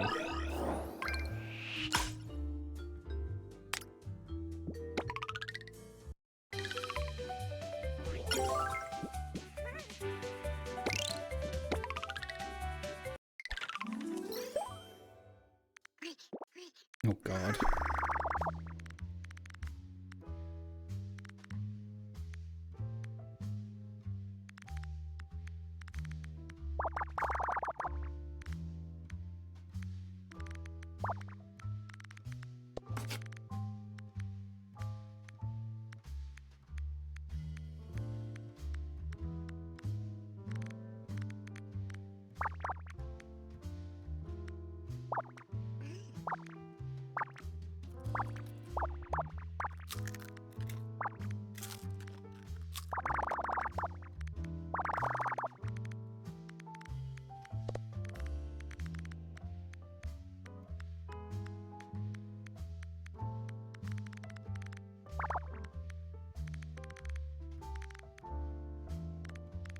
Okay, not a bad starting. Not a bad start.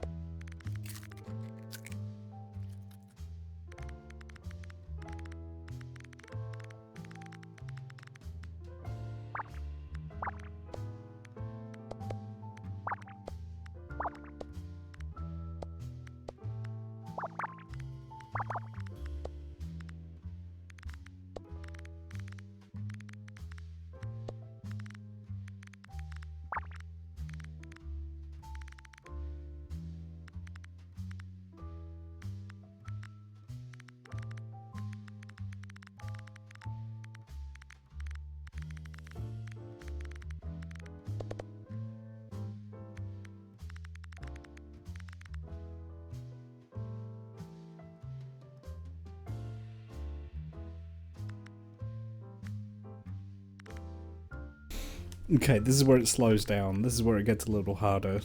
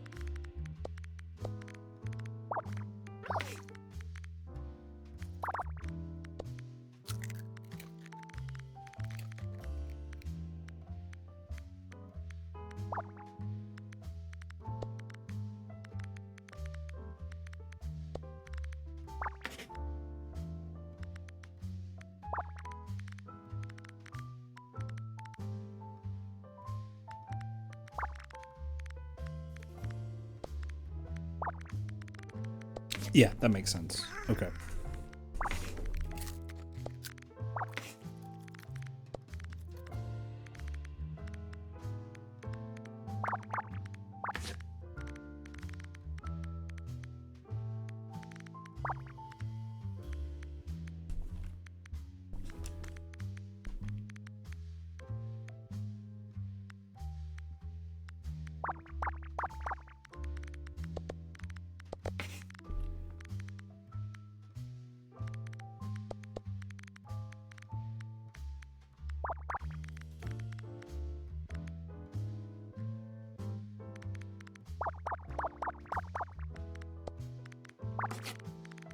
Okay.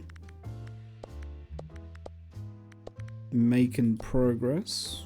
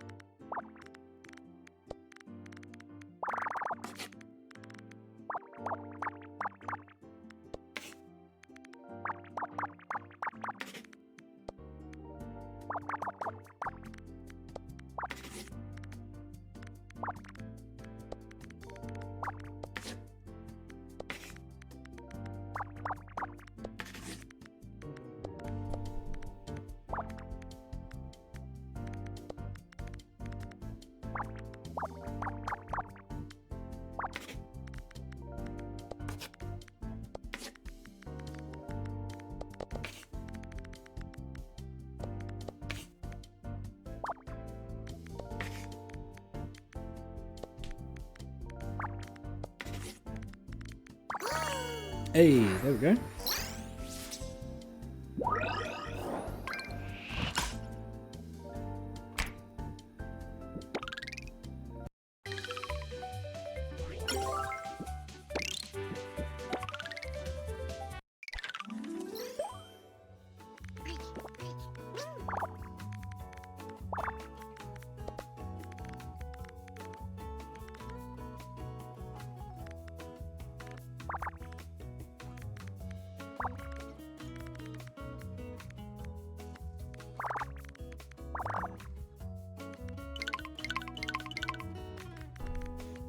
I miscounted that.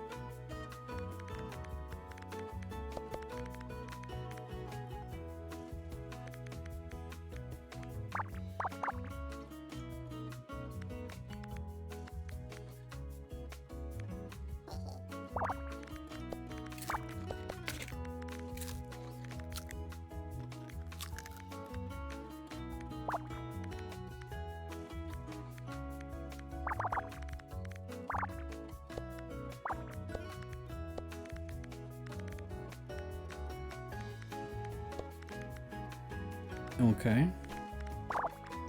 So then that fits there, yeah. That's got to be a 1. This will be a 4. Could do a 6 here, or start a 6 here. This has got to be a 4 here. Means these can't... Oh, did I do this wrong?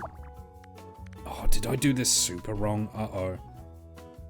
I might have really fucked this up.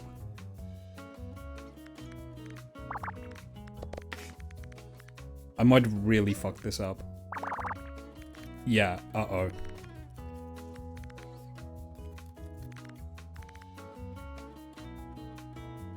Oh. I really fucked this up somehow. That's not good. I'm gonna see if I, rather than restart, I'm gonna see if I can salvage this. It's gotta be here, is the issue. Yeah, I really fucked this up. Oh no. This is like super broken. Oh. Fuck.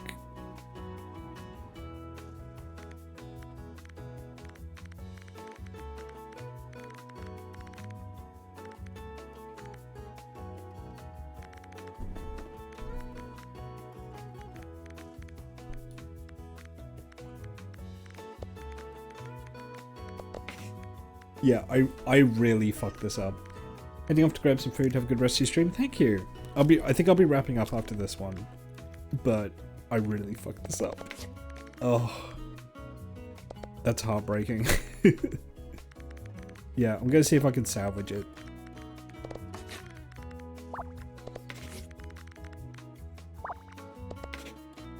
Yeah, no, I gotta restart. Okay. Let's try this again, shall we?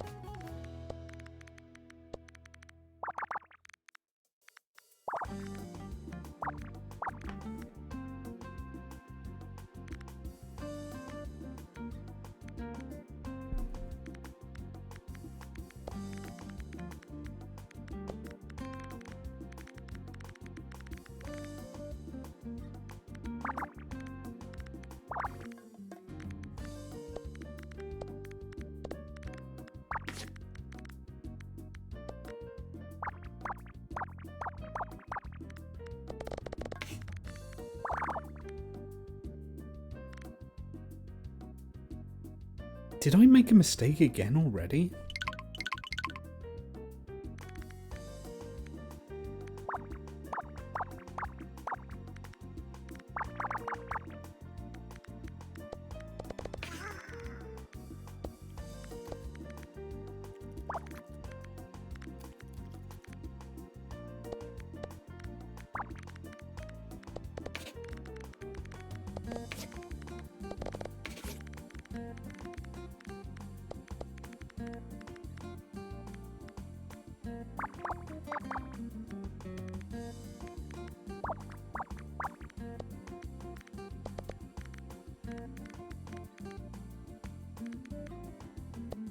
Yeah, I think my brain's slowing down.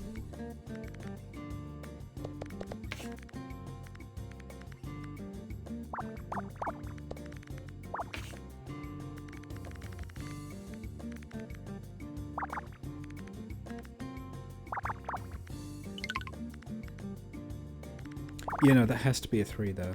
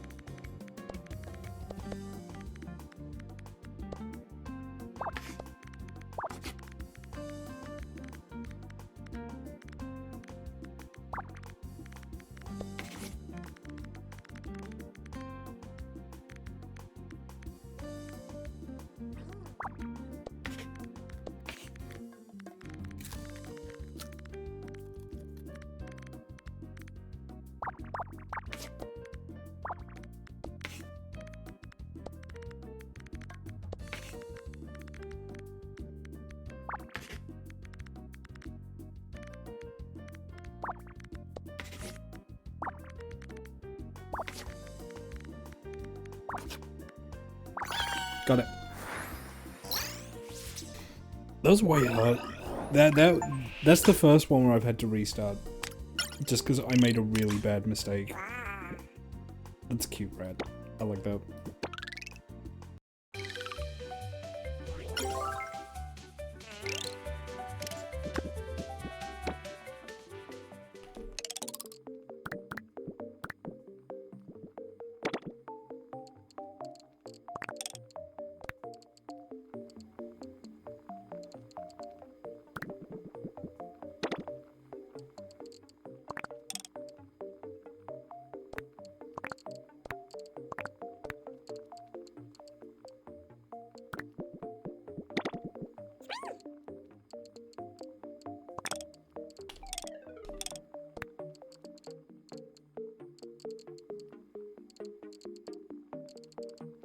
Oh, I've just noticed some issues here.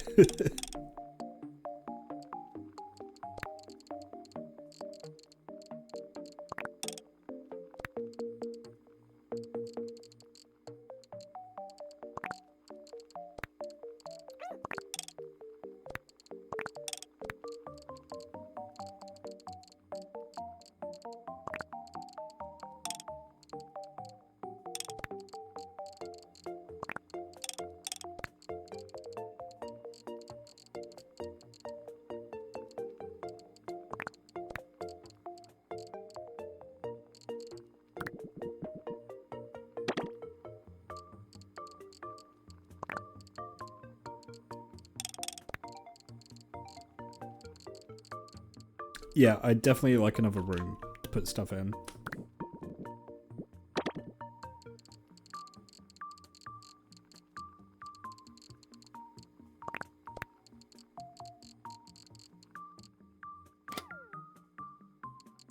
Ooh, that's nice.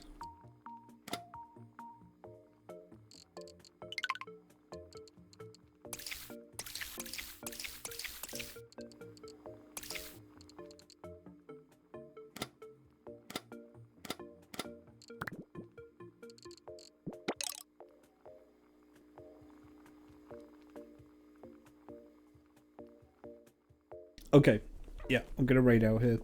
But thank you for joining. Tomorrow is Friday. Danganronpa will be coming back with a vengeance. So look forward to that. Look forward to me losing my mind at fucking Danganronpa.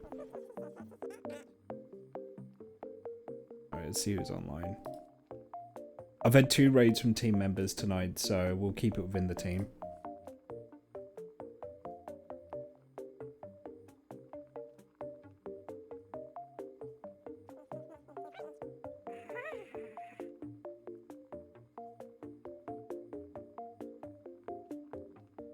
We'll raid Denton. Denton was in here earlier, so... Alright, thank you for joining. Yeah, no, thank you for tuning in. And, yeah, I'll see you all on the next one. Alright, thank you very much.